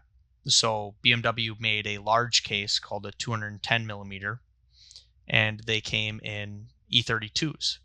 Well, they were not super expensive then. They are now, but they were, over $1,000. And I was like, I don't want to spend that much. So working at Recycle BMWs still, I was able to source one from a different car, but it was open. Okay. and it was a 293 rear gear. And so I still have them screenshots saved from 2020 of when I was doing the math on how fast I could go with that rear gear and the transmission ratios and all that. But yeah, so that was the plan. And then while 2020 was happening with all the crazy pandemic stuff, I was procuring parts. I was buying valve train, I was buying connecting rods and pistons, I was buying camshafts, I was doing pretty much everything to build my motor in the plan to go to Texas 2K in March of 2021. Okay. And this was I enjoy street stuff a lot, so that was the plan to just go out on the street anyways. So, I mean, the whole time was always buying parts to build it and then using those parts to fix the blown up motors in the time being. I bought 4 replacement head gaskets in the meantime. Just before we dive further into the DCT stuff, I just want to dive into that head gasket side of things for a moment, because you've sort of mentioned your cut ring head gasket setup. The head gasket integrity is kind of always the weak link, or the fuse, I guess I like to refer to it, in high boosted turbocharged engines. And that was kind of, I found, the limiting factor with my Evo drag program as well. We could get up to about 50, 55 PSI of boost, and that was about as far as we went. So for a start, for those who have absolutely no idea what we're talking about, can you define what a cut ring head gasket is? So it's a standard composite gasket material for the oil and coolant ports that sits on the deck between the deck and this block and the deck of the cylinder head. And then it has some stainless steel rings that sit on the block side, and then there's cutting grooves that sit into the cylinder head. And so then the composite squishes, the stainless doesn't, cuts into the cylinder head and provides a very positive gasket sealing material between the combustion gases and the water and coolant. Sort of physically locked into the head, although at the same time it will actually do some superficial damage to the surface of the head too, but nobody really worries too much about that. Right. Yeah. And I mean, doing what I was doing, I had spare parts, I had heads, I had blocks, I had all that stuff. So, I mean, it wasn't really a problem for the power that I was going for to use a cut ring. But that is a weak point on our motors, is head gaskets. People do MLS and it doesn't work. I did O-ring block with stock head gasket, and that works fairly well up to about 1,000 horsepower. Yeah, I kind of went down the path of, I tried a few different things. I went down the path of a MLS gasket, specifically the HKS stopper type, and I combined that with a stainless wire O-ring in the block. And I think we used, really stretching my memory, wasn't much, maybe 6 or 7 thou protrusion. And I found that worked pretty well, but to a point. And I did try a copper gasket with an O-ring, which is kind of the top fuel technique, but our blocks and heads don't have the integrity and rigidity of the top fuel engines. And of course, copper gaskets do a horrible job of sealing oil and water as well. So you kind of end up with a leaky mess that still lifts the head. So no big win there. So yeah, that's the same issues that we run into as well. So that's why I stuck with the O-ring block and stock head gasket for a long time. Stainless O-ring. It's a figure 8 style. You couldn't even do individual rings for each cylinder. So between cylinders, Right. in between the cylinders, you actually have one wire rather than 2. But yeah, so the cut ring gasket does work up to about 1,000 horsepower. I found the limit of that, but the current setup that I'm on is much better. It's a much stronger design. It's already starting to take over the Coyote world and the DSM world for this gasket style. So can you explain what you're on now? So it's back in the day in Europe, they called it the pyramid ring, but it's essentially a cut ring gasket that the cut ring or the stainless steel ring is taller, and you machine the block to accept the ring. Yep. And so then that locates the stainless ring. It doesn't give it anywhere for it to go. And then you run a smaller thickness head gasket. So that way when it squishes, you get the same amount of squish. But obviously there's a lot more moving parts involved with it. You have to get the machining just right on the block deck. You have to get the O-ring or the cutting for the rings perfect as well. And if anything's off by a little bit, the whole engine's toast. Yeah. I think the way a lot of people have gone now with the really high boost import engines in drag racing is the aluminium bronze sealing ring. Hmm. Very similar. I don't actually know the mechanism of how this works. I'm assuming it's expansion with heat, but same deal there. But like the ring itself is not sharp, so it's not like your cut ring. And that's recessed into the top of the bore as well. And then normally that's coupled with a copper gasket for just sealing the oil and water, which, as I just discussed, does a horrible job of that anyway. But that seems to be sort of the go-to option. Another one that we tried with one of my customers, actually, who's been on the podcast, Ben Diggles, he went down the path of the gas-filled O-ring, which is a technique, I think it was used back in the F1 turbo era. So it's literally just what it sounds like, a hollow O-ring, gas-filled, and that again is recessed into the top of the bore, seals against the head, and that expands with heat as well. That seems to do a pretty good job. Interestingly, I think it comes from the nuclear power generation industry. So Wow. if it's good enough for that, I guess it's good enough for your engine. If you have the room for that gas-filled O-ring, why not use it? Yeah, I mean, it's obviously problematic when so a Siamese bore, when you don't have a lot of space at the top of the bore. You can only do what you can do, of course. Yep. So yeah, that's what I've been on now. So first built engine was a O-ring block, stock head gasket, diamond piston, powder rod. It was a S52 crank, which is a 3.2 liter, so it's an 89 6-stroke, and it was a 84.5 millimeter bore, so 3 liter, I think, is what it worked out as. And then we went with the same camshafts that I'm on currently and SuperTech valve train. And same turbo setup, same intercooler, same injectors. I swapped to a Chinese intake manifold just because we want to drive by wire, and we swapped to Haltech. That was the first introduction with Haltech. So we put a Elite 2500 on it right away. Single brushless fuel pump in tank, no surge tank, stock fuel lines, and then bolted the DCT behind it, steel one-piece drive shaft, stock original BMW differential, just a larger one, and some OEM axles. And went to the dyno, made 884 horsepower and 725 foot-pounds of torque. Not bad at all. Yeah, on 30 pounds of boost with a 72 mil turbo. I mean, everything was good. It was fine. Went to Texas and I had nothing but problems with my DCT. Just trying to figure it out, trying to make it work. The wiring, the software. Thankfully, I did have support from Bartek and Adam at the time, the owners of HTG, because, I mean, me just being a guy, I knew enough, but I couldn't figure out this code that they were trying to do to try to figure out the controller. All right, so yeah, let's dive back into this DCT swap. So back at the point you're doing this, I still don't really hear about a heap of DCT swaps. On face value, I think it's a great option, and it's also a great way of really modernizing an older car. I love the way a good DCT drives. Kind of in my mind, the only downside over a proper sequential gearbox is the extra weight, which isn't necessarily always a big problem.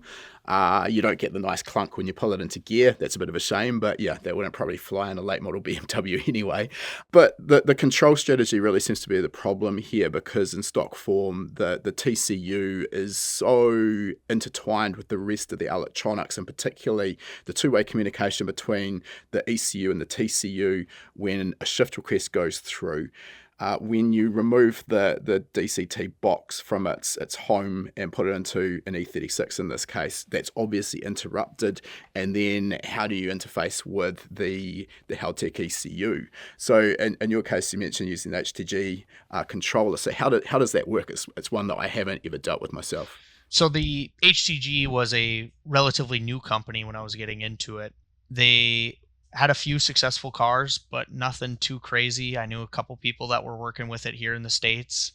And yeah, it's a standalone controller. It runs direct to each solenoid and sensor. You have to wire it in and you have to micro solder. I'm talking the size of pen heads, you know. Ooh, it doesn't sound like a huge amount of fun to me. Yeah, and it was a struggle. And Sean and I worked through the first one and we somehow made it work for the most part, enough to dyno, enough to drive around, and enough to go down to Texas, we thought. I got to drive it around a little bit in Texas. So again, going back to Minnesota, it's cold for 6, 7 months out of the year. So come February and March, we're all itching to get our cars out and do stuff. And Texas 2K is a great vacation and an excuse to take our cars down and go drive them around. And so that was the whole goal, was to finish the car, take it down to Texas and drive it around. And so the control strategy is just take up table based off a load, and it's a calculated load. It was communicating to the hull tech via CAN bus, and it was literally only asking for throttle position, boost, and RPM. That was the only 3 parameters that it technically needed to make it work. At this stage, is sounding not too dissimilar to the Turbolamic TCU for the 8HP, which I've just gone through. Correct. Yep. I've talked to the guys at Turbolamic. It's very similar, but yeah, same sort of stuff. It communicates via CAN bus. The one thing with it is very sensitive to noise, vibrations, wiring issues, anything like that. It is hypersensitive and very difficult to diagnose. Sure. So between Bartek and I, we probably had 40 or 50 hours of just diag trying to figure out why my car would randomly just not shift, or it would fall out of gear, is what I would say. So through all of 21, I did break a transmission doing that and sourced one, put it back in. We thought it was my wiring. We thought it was this transmission itself was bad.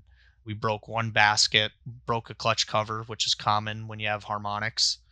And yeah, then in 22, I was doing some data logging, and we had an aha moment that kind of is, looking back, a little silly on our part that we didn't find it sooner. We had noise from the spark plugs that were causing, frequency on the input shaft speed sensor. And I literally just changed to a resisted plug, because early on when we were running the Adaptronic and the other ECU, we didn't need a resisted plug. We were able to do it without. Honestly, I reckon that's an unlock. I have had so many random problems with non-resistive spark plugs. I will never, ever put a non-resistive plug in an engine, just as a safeguard. At least I just now know I don't have to worry about that. Correct. Yep. And so it actually happened to us again recently, where I ordered the wrong spark plugs and didn't think about it. But we got it figured out, and then got to enjoy the car. 6, 7, 800 horsepower, just beating on it, stock clutches, stock oil pan, just a cooler and some lines, and it physically bolts up to the stock M50. You just have to modify it for the starter. You have to add a boss and thread it. That's convenient. Yeah, it worked out great. The only downfall was it was a solid flywheel. There was not a hubbed flywheel option for it. So ended up purchasing a adapter plate that allowed for a hub flywheel and everything at later on. But yeah, DCT was what I thought the best option at the time for power, ease of install, and cost. Everything about my car over the years has been cost in mind. Yeah, well, I think one of the nice things about the DCT gearbox is maybe things have changed a little bit. But back we had a Toyota GT86 that we turbocharged, and that was making just under 400 wheel horsepower on E85. And those 6-speed gearboxes are known to essentially have a fourth gear that's made out of glass. Mm-hmm. And we looked at options, and there just weren't any. And I did consider a BMW DCT swap into that. And at the time, I can't even remember what the gearboxes were out of. Might have been E90 generation or something. But because they don't break, they were just about worthless. You could buy a low-K gearbox for sort of $1,500 USD. It was cheap as chips. But the problem was the amount of man hours that I would have had to put into reverse engineering the CAN to integrate it with the Motec ECU and make it all work nice, and then maybe it wouldn't. I just didn't have the time to try it for something that was experimental, but I think it would have been a really nice addition to the car. Yeah, and I mean, that's the struggle a lot of people went through while I was having success, was their cars just weren't working. And it was really unfortunate to see, and that was honestly the demise of HTG, is they just couldn't make some people's cars work for some reason. And I was very fortunate, and still am, that my car still works on an HTG. Yeah. Out of interest, with the integration with the Haltech, you sort of talked about the signals that the HCG needs to get from the Haltech. Is the two-way communication, and what are you doing for? Does it incorporate, I can only assume, throttle blip on the downshifts and some kind of torque reduction on the upshifts, just to keep that gearbox alive, particularly at full power? I don't do any throttle blips for downshifts. Never have. Interesting. And just let it slam in, and it'll chirp the tires if you downshift too high in the RPM, but for the most part, it downshifts really nice without it. Okay. And we don't need torque reduction up to 1,000 horsepower. Interesting. Yep. Well, that definitely simplifies things. It definitely does. But we do have it. We have both paddle inputs split into the Haltech and the HCG. So you could do the torque reduction and the blip if you want. Correct. Yep. And we do have torque reduction above 1,000 horsepower. It'll cut some power out of it because otherwise it will slip the clutches if you don't have it. How are you doing the torque reduction? Is that with an ignition cut or using retard or a combination? Ignition cut, yep. And the car's on full traction control and everything now as well, so usually it's spinning between shifts anyways. So it's already cutting, and it has enough in it that it'll cut if it needs it. But again, we don't dabble with it hardly at all. Yeah, sure. So at what point does the gearbox need to be strengthened to support more power? Did I hear you right saying it was up to 1,000 horsepower, it was 100% stock? We made 1092, and I drove that car that way, actually at more power than 1092 with stock clutches. That is very surprising to me, but wow. Over-engineered would be an understatement. The input shaft and output shaft that go through that thing are absolutely insane. I did break one gear, fourth gear specifically. When I switched to the Turbo Smart, it liked to build boost really low, and I would like to roll into the throttle and shift at, say, 4,000, 5,000 RPM. And when you're matted and you shift there, and then it drops a gear and loads up again, it doubles the boost. So if you start in second at 4 pounds, you go to third, now it's 8, and you go to fourth, and it quickly changes to 20, 30 pounds of boost at 4,000 RPM. It shredded a gear in fourth gear. I could probably understand that. Yep. Yeah, you're talking, I mean, if it's 30 pounds of boost at 4,000 RPM, it's all of 1,000 foot-pounds of torque. Yeah. I mean, it would be surprising if it could hold together at that. Right. So, yeah, I mean, I just recently, this year was the first year I put clutches in the car. And so I put in a set of Project Gammas, which is just a drop-in upgraded clutch disc option. So it adds an extra disc, but it takes away from the thickness of the OEM discs. Does that make it a little less sort of resistant to, a little less able to handle slip? So obviously the clutches are going to slip, particularly if you're not using torque reduction below 1,000 horsepower. And then I'm guessing the danger is you get them too hot and they're going to warp. Correct. And that's the issue that I've ran into. I've killed 2 sets of them now. I killed one on Saturday, actually. Okay. So you sort of fix one problem and create potentially another one. Correct. Yep. So the next upgrade is another set of clutches with a billet basket, and they allow for stock thickness clutches, but just more of them. Yeah, it makes sense. Okay. Sounds like you've still got a learning curve ahead of you, which is always fun, yet somewhat expensive. I'm just interested because this is kind of a topic that's been pretty hot on the podcast lately, and I am also deep in the process of finishing up a Turbo Lamic 8HP worked example.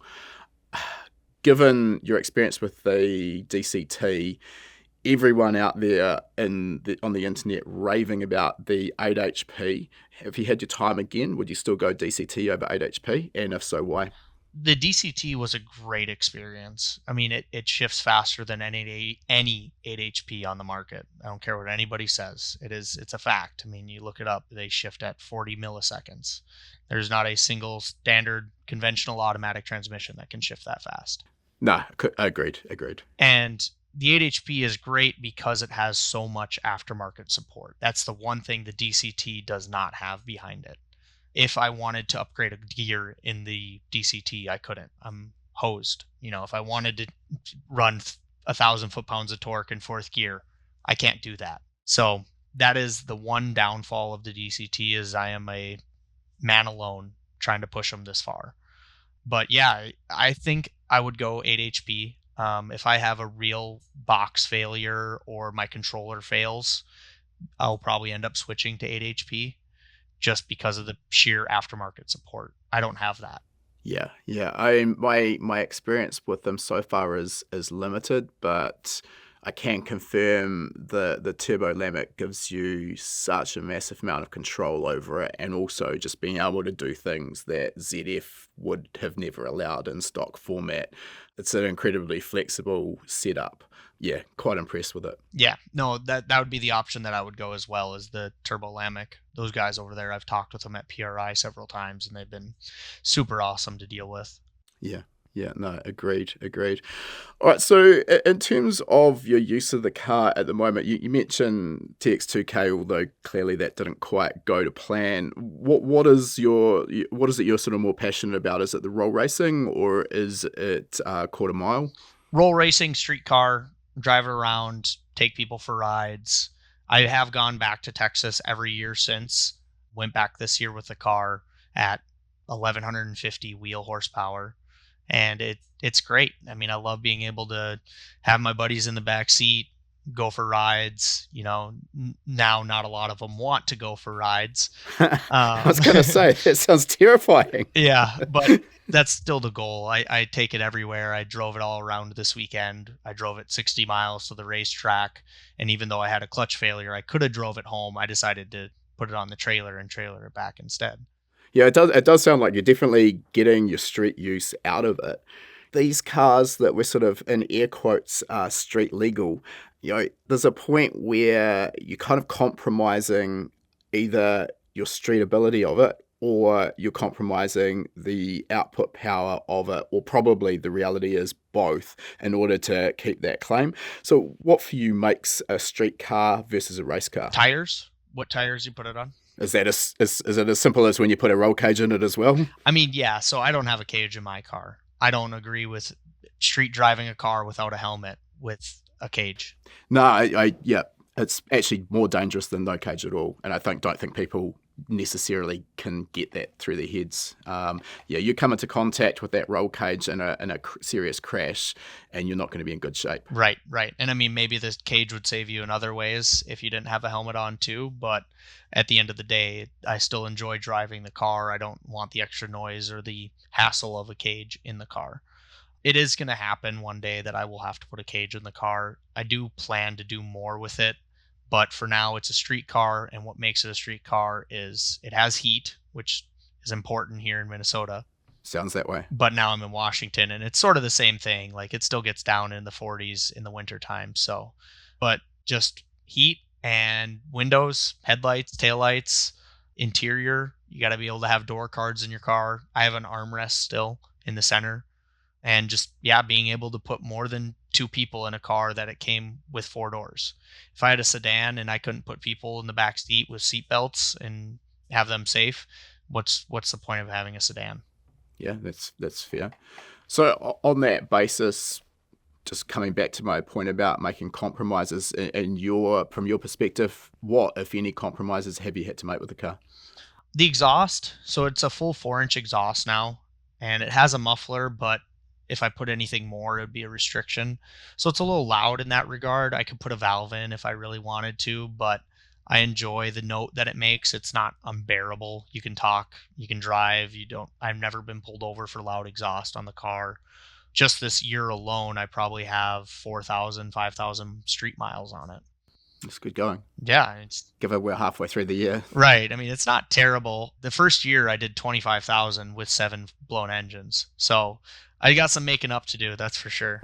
Yeah, you're definitely getting your money's worth out of that thing. Yeah, so I bought it with 200,000 miles on the stock cluster, and I would estimate it probably around 275,000 now since 2019. Yeah, wow. So, but yeah, I mean, what makes it a street car is the fact that it has full interior, it has heat, it has power windows, and it drives really nice. It's got good brakes.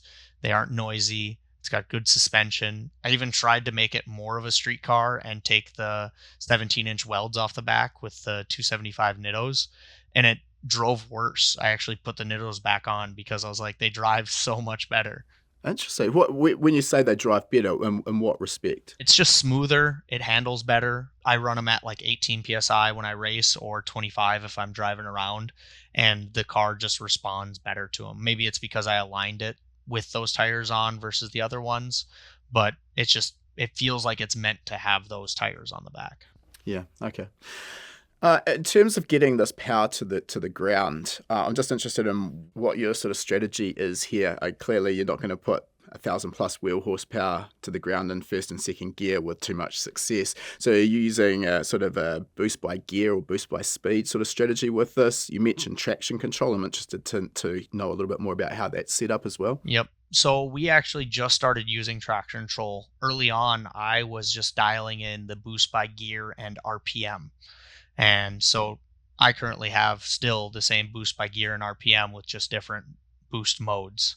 And then same with traction control. I have 3 different levels of traction control through the Haltech that we can kind of control how much slip I want up to like 25%.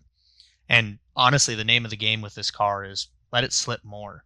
If you try to limit it to 10%, you're pulling all your power out. Let it slip up to 25% and it will respond and be faster. And rolling burnouts are on. Well, it hazes the tires, and I run a Nitto 555 R2, and I haven't really ran anything else just because this tire has worked so well for me.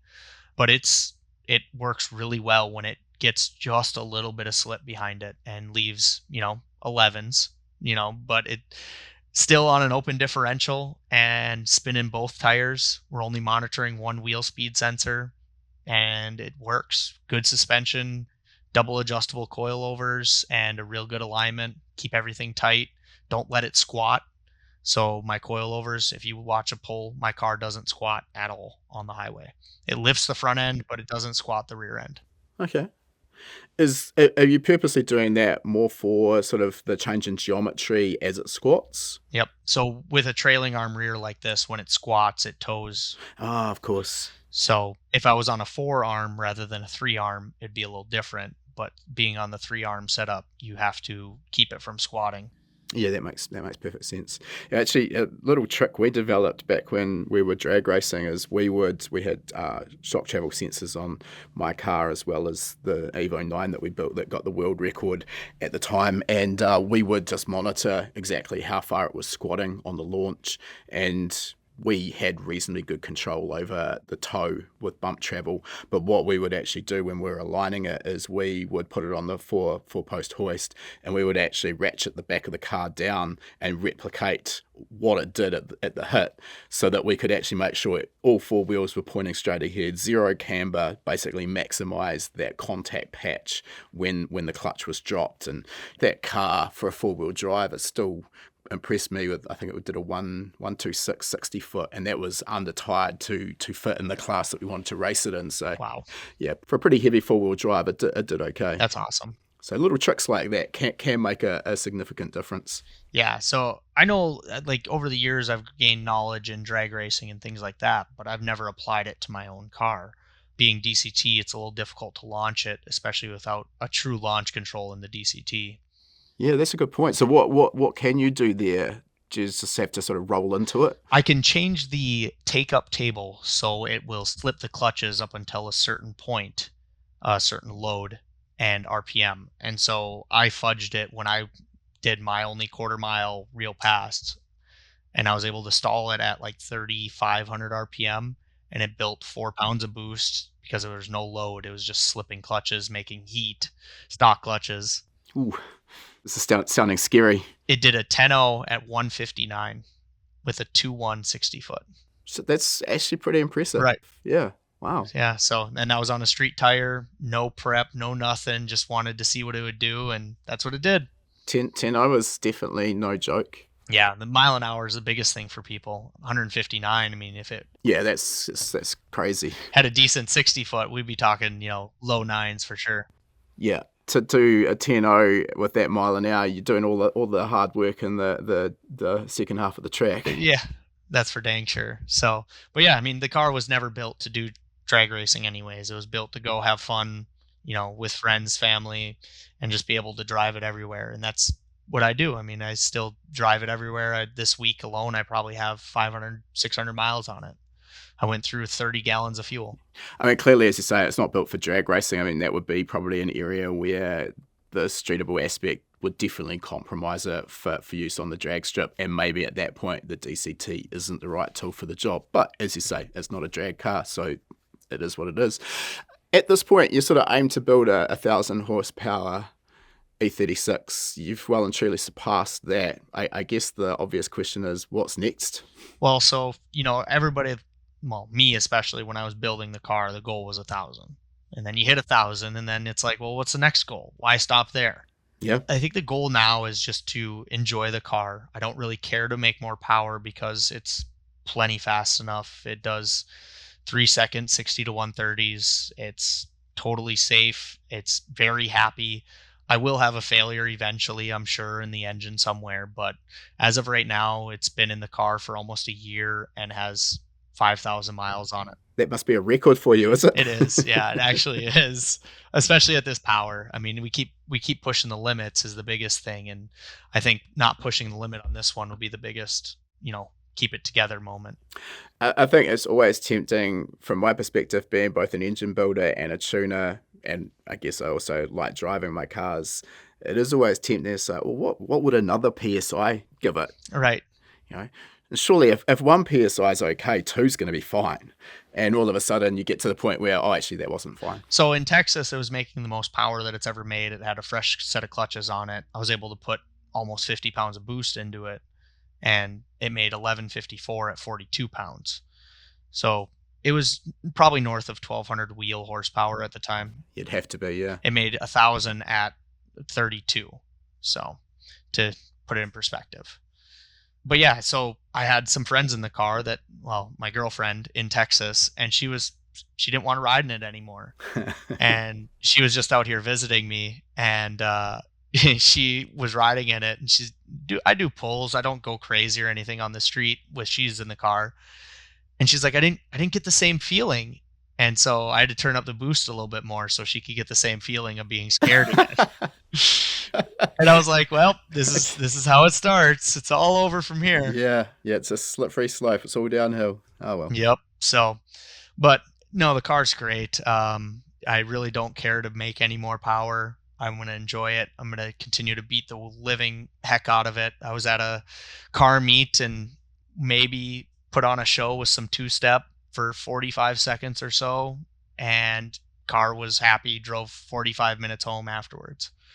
And I don't know of another car making 1150 wheel another E36, I should say, making 1150 wheel doing what I'm doing. Nobody drives in my car. No, I'd say that you're the exception, not the rule. I think most people probably, with the aim that you had, build a dyno queen. Yep. And it gets run up to make the glory number. That gets posted on the internet, and then the car probably never leaves the garage more than half a dozen times a year. And to be honest, it probably scares the living shit out of the person who built it. So they tend to not want to drive it. Definitely not at 1,000 plus horsepower anyway. Right. Yeah. And I mean, there's several people in the community that have helped me throughout all of this that have cars at this level. And they're all just blown away at what the car can do and how much abuse it can take and how well it hooks up on the street, just based off of the modifications that I've done, because it really isn't anything crazy custom. The craziest thing is we had to notch the strut tower to fit a 4-inch downpipe, which was just overkill. But I mean, it's a off-the-shelf motor. The only thing custom is the head gasket setup. It's a bone stock transmission. It's a steel one-piece drive shaft. It's off-the-shelf axles. It's stock rear suspension, stock front suspension. It's an open differential. That's the other thing that people get all worked up about. It's not an LSD, not welded, wide open differential. Okay, well, I mean, we have to dig into that, seeing as you've brought it up. Why and how does that work as well as it clearly does? I haven't figured it out. When I was doing the other differentials that were 188 millimeter ring gear, I found the opens lasted longer. I think it's a heat thing more than anything on those. The LSDs built up a little bit more heat and cooked the fluid, allowed the case to expand, separating the ring and pinion. Whereas this 210 is a bigger ring gear, no LSD, and I've broken one, which had a very hard life of no power cut shifts, lots of rolling burnouts, just overall abuse. And for some reason, the open differential spins both tires. I can do a standing still burnout. I can do a rolling burnout. I can slide the car. That's interesting. That's bizarre behavior, but I mean, if it's working, that's also great. Yeah, and the car drives great. It doesn't have any characteristics of a differential that's locking up or anything like that, which is kind of nice. But I mean, in corners, you can get the inside to spin for sure. So it's a little annoying in that regard. But it's not a road race car, so that doesn't really matter to you. Correct. And I mean, I do enjoy road racing. I took my E39 M5 and my E46 M3 that I had at the time and went and raced those on a road course. And I will get into it one day, but maybe not with this car. Maybe with this car, maybe Could be a bit of a handful. it would be. It would be a lot of fun. But yeah, the open differential just works. It's crazy. Fair play. There's a story that I need you to tell. I've heard a little bit of this, but you had a bit of a run-in with some carbon monoxide, I believe, that almost didn't end that well. Can you recount that story for us? Oh yeah. So back in 21, before we were trying to get to Texas, Bartek and I were trying to figure out the DCT and figure out why it's not working. And so him and I were idling the car. I had the garage door open. It was a small garage, but I had a big 3-foot fan in front of the door blowing in fresh air. And just how the garage was set up, the bathroom was in a corner, and the bathroom was attached to the hallway that went out the man door versus the garage door was on the other side of the wall. So I was idling the car for maybe an hour trying to see why the shaft speed wasn't reading right or whatever it was at the time, and shut the car off, was cleaning up, fan was still on, garage door was still open. It was February in Minnesota, so it was probably maybe 10 degrees outside, something like that. So not warm by any means, but enough that you could have a door open for an hour and not be, freezing in the shop. Went to clean up, went into the bathroom and came out and woke up on the floor. And I had no odor, no smell, no nothing. Just my face hurt. I landed on my chin. I reached into my pocket, pulled out my phone, and called the last person that I had talked to, which was my buddy Josh. And he lived somewhat nearby. And him and his girlfriend came over within 20 minutes or so, checked me out, and they were like, no, you need to go to the hospital. Yeah. Yeah. And I mean, it was crazy because I didn't even realize it was happening. It was just, I woke up on the floor. I didn't know what was going on. Do you know how long you were out for? Looking back, I looked and I was on the floor for 14 minutes. Oof. Yep. And probably the only reason that I'm here today is because I had the garage door open. Yeah. But yeah, I called my dad while I was waiting for my buddy Josh, and I was talking to him and I kind of told him what was going on. And he's like, you sound like you've been drinking. Have you been drinking? And I was like, no, I haven't had a drop. And he's like, yeah, you need to go in. I'd be calling an ambulance, I reckon. Right. Well, hindsight's always 20/20 though. Exactly. And if that happened now, obviously I would do that, but I didn't think anything of it. I thought there was parts on the floor. I was like, maybe I tripped on parts. I don't know. So get to the hospital, and it's a busy hospital. It's 9 p.m. at night, and get into a room finally. And they're like, they measure your blood concentration, your oxygen through your blood and through your finger. Yep. And mine was at 33% carbon monoxide. Oof. Yeah. A person who smokes a pack of cigarettes a day, theirs is at 10%. So, I mean, it was pretty high, and that was probably an hour after I had passed out. Wow. At what point does that become fatal? I didn't ask that question. I don't think I want to know. No, that's probably, no, that's probably fair. Yep. But yeah, so then I continued to sit in the hospital for the next 4 hours before being transferred to a different hospital that had a pressure chamber. So they basically put me, I think it was 100 or 200 feet below sea level in pressure, and put you on oxygen, and it pushes all the carbon monoxide out of your blood. So I sat in that for, I think it was 2 hours, and then Sean picked me up and brought me home.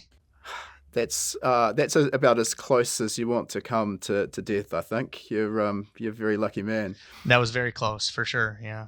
It makes me second guess my decision with the dyno that we have at HPA, because we aren't a tuning shop, that dyno will go sometimes 3 or 4 weeks without being used, and then I'll be on it for maybe a week solid with a particular car.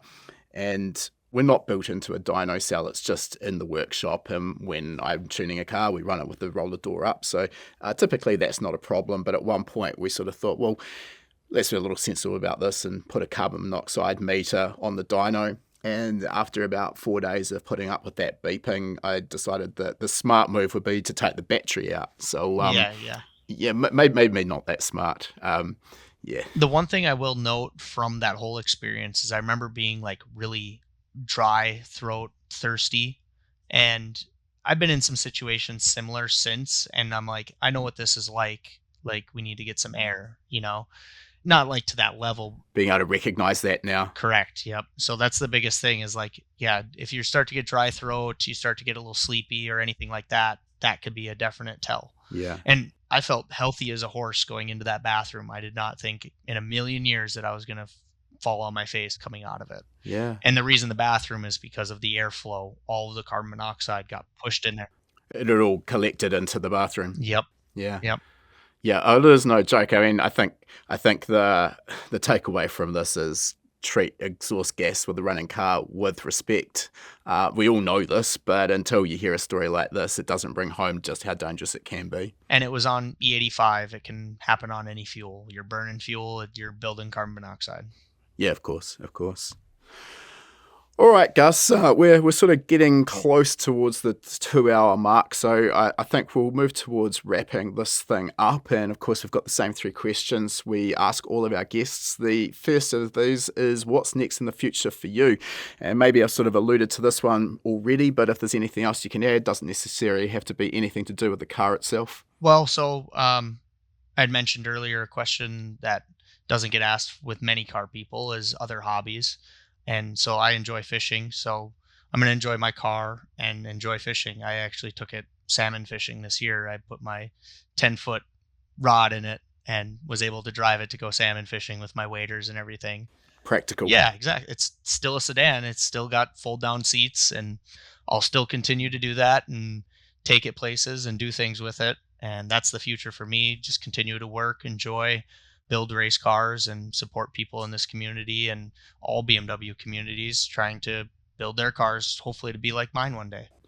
I'm actually glad you brought that up, because we don't often sort of get anything outside of the car scene. And yeah, there is obviously more to life than cars. We obviously all love cars. We've got a common interest, but yeah, hey, there is more to life. So nice to hear that. Yeah, and I mean, I'm currently renting, so eventually buy a house or something like that. That'll be probably near future, get my own shop.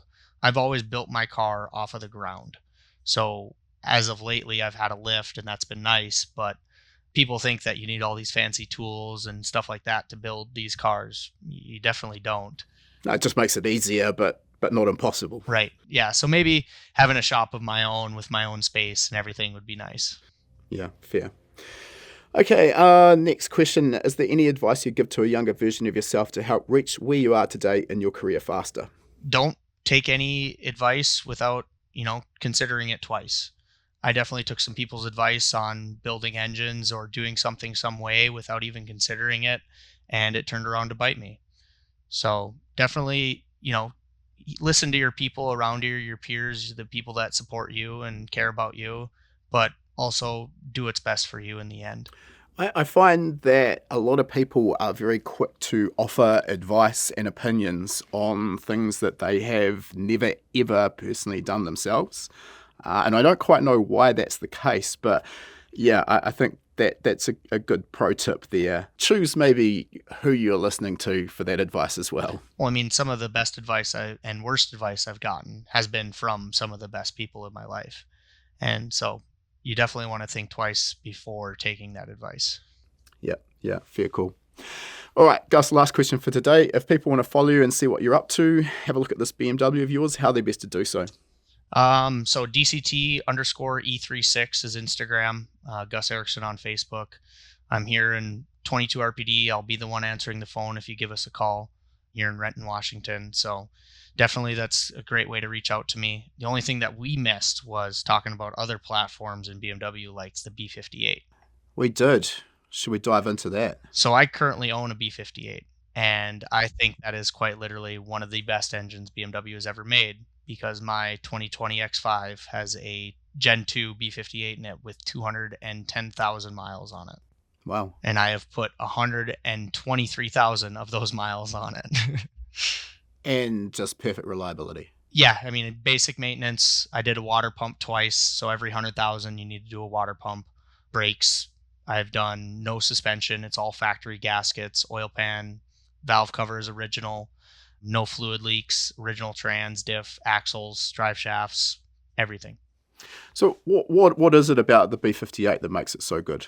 I think it's the control strategies, power delivery, how they made the power come in and be just smooth and transition with the 8 HP and all that. So not necessarily the mechanical aspect of the engine, but more about the electronic control strategies. Yeah, I think that helps.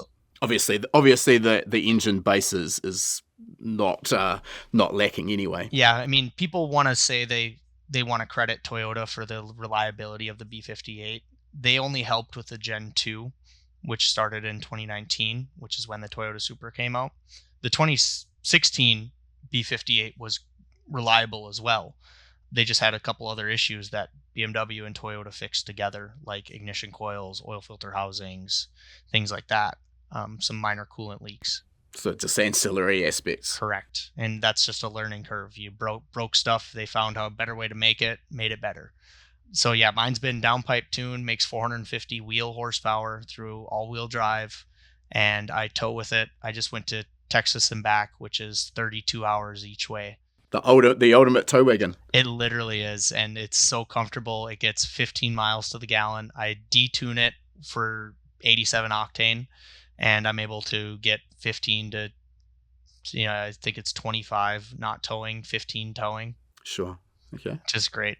Yeah, it is a platform I've had no personal experience with, but I mean, obviously, you can't help but know all about it from the A90. Right.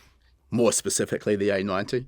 That helped a lot with the aftermarket. There was doing stuff with it to begin with, but yeah, the A90 definitely helped push engine building and transmission building. Sped up the process. Yep, exactly. So yeah, we're starting to dive into making adapters for the 8 HP here at 22 RPD, and that'll be a product coming out soon. Okay, interesting. Well, that market for the 8 HP swap is definitely heating up. Obviously nothing new, but I think more and more people are just finding out just how good they are and how much abuse they can handle.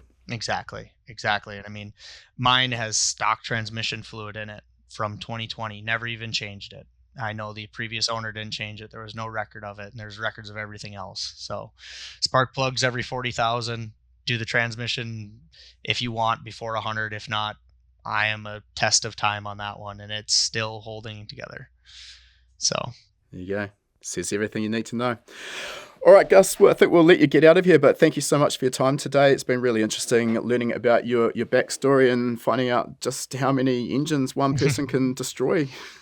I am sorry for those people that are looking for M50 engines and ZF transmissions. You're the reason they're getting expensive. Yeah, that's for sure. Well, I appreciate it, Andre. Thanks so much. No problem.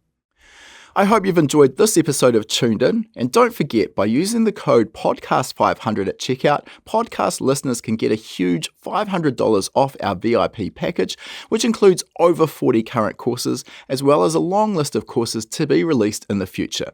As a VIP, you'll also get lifetime access to our members-only webinars and our community forum. Lastly, we'd love it if you could leave a review or comment on your preferred podcast platform. Your feedback really helps us to reach a wider audience, which in turn allows us to continue bringing you more high-quality guests. As a thank you, each week we'll randomly select a review or comment from Spotify, Apple Podcasts, or YouTube and send the winner a free HPA t-shirt shipped anywhere in the world. It's also a great place to ask any questions you might have too, and if your review or comment is chosen, I'll do my best to answer them directly. So this week, a big shout out to Andy123 from LA, who has said, keep up the great work, guys. The information that you're putting out in these podcasts is just so inspiring. I love learning about new technology and all of the aspects of the automotive performance industry that I wasn't already aware of. Well, thanks for the kind words there, and we certainly will keep up this work. We're loving it just as much as you are. If you get in touch with your t-shirt size and shipping details, we'll get a fresh tee shipped straight out to you. All right, that concludes our interview. And before we sign off, I just wanted to mention, for anyone who's been perhaps hiding under a rock and hasn't heard of High Performance Academy before, we are an online training school and we specialize in teaching a range of performance automotive topics, everything from engine tuning and engine building through to wiring, car suspension and wheel alignment, data analysis, and race driver education. Now remember, you've got that coupon code. You can use podcast75 at the checkout to get $75 off the purchase of your first course. You'll find our full course list at hpacademy.com/courses. Important to mention that when you purchase a course from us, that course is yours for life as well. It never expires. You can rewatch the course as many times as you like, whenever you like. The purchase of a course will also give you 3 months of access to our Gold membership. That gives you access to our private members only forum, which is the perfect place to get answers to your specific questions. You'll also get access to our regular weekly members webinars, which is where we touch on a particular topic in the performance automotive realm. We dive into that topic for about an hour. If you can watch live, you can ask questions and get answers in real time. If the time zones don't work for you, that's fine too. You're going to get access as a Gold member to our previous webinar archive. We've got close to 300 hours of existing content in that archive. It is an absolute goldmine. So remember that coupon code podcast75. Check out our course list at hpacademy.com/courses.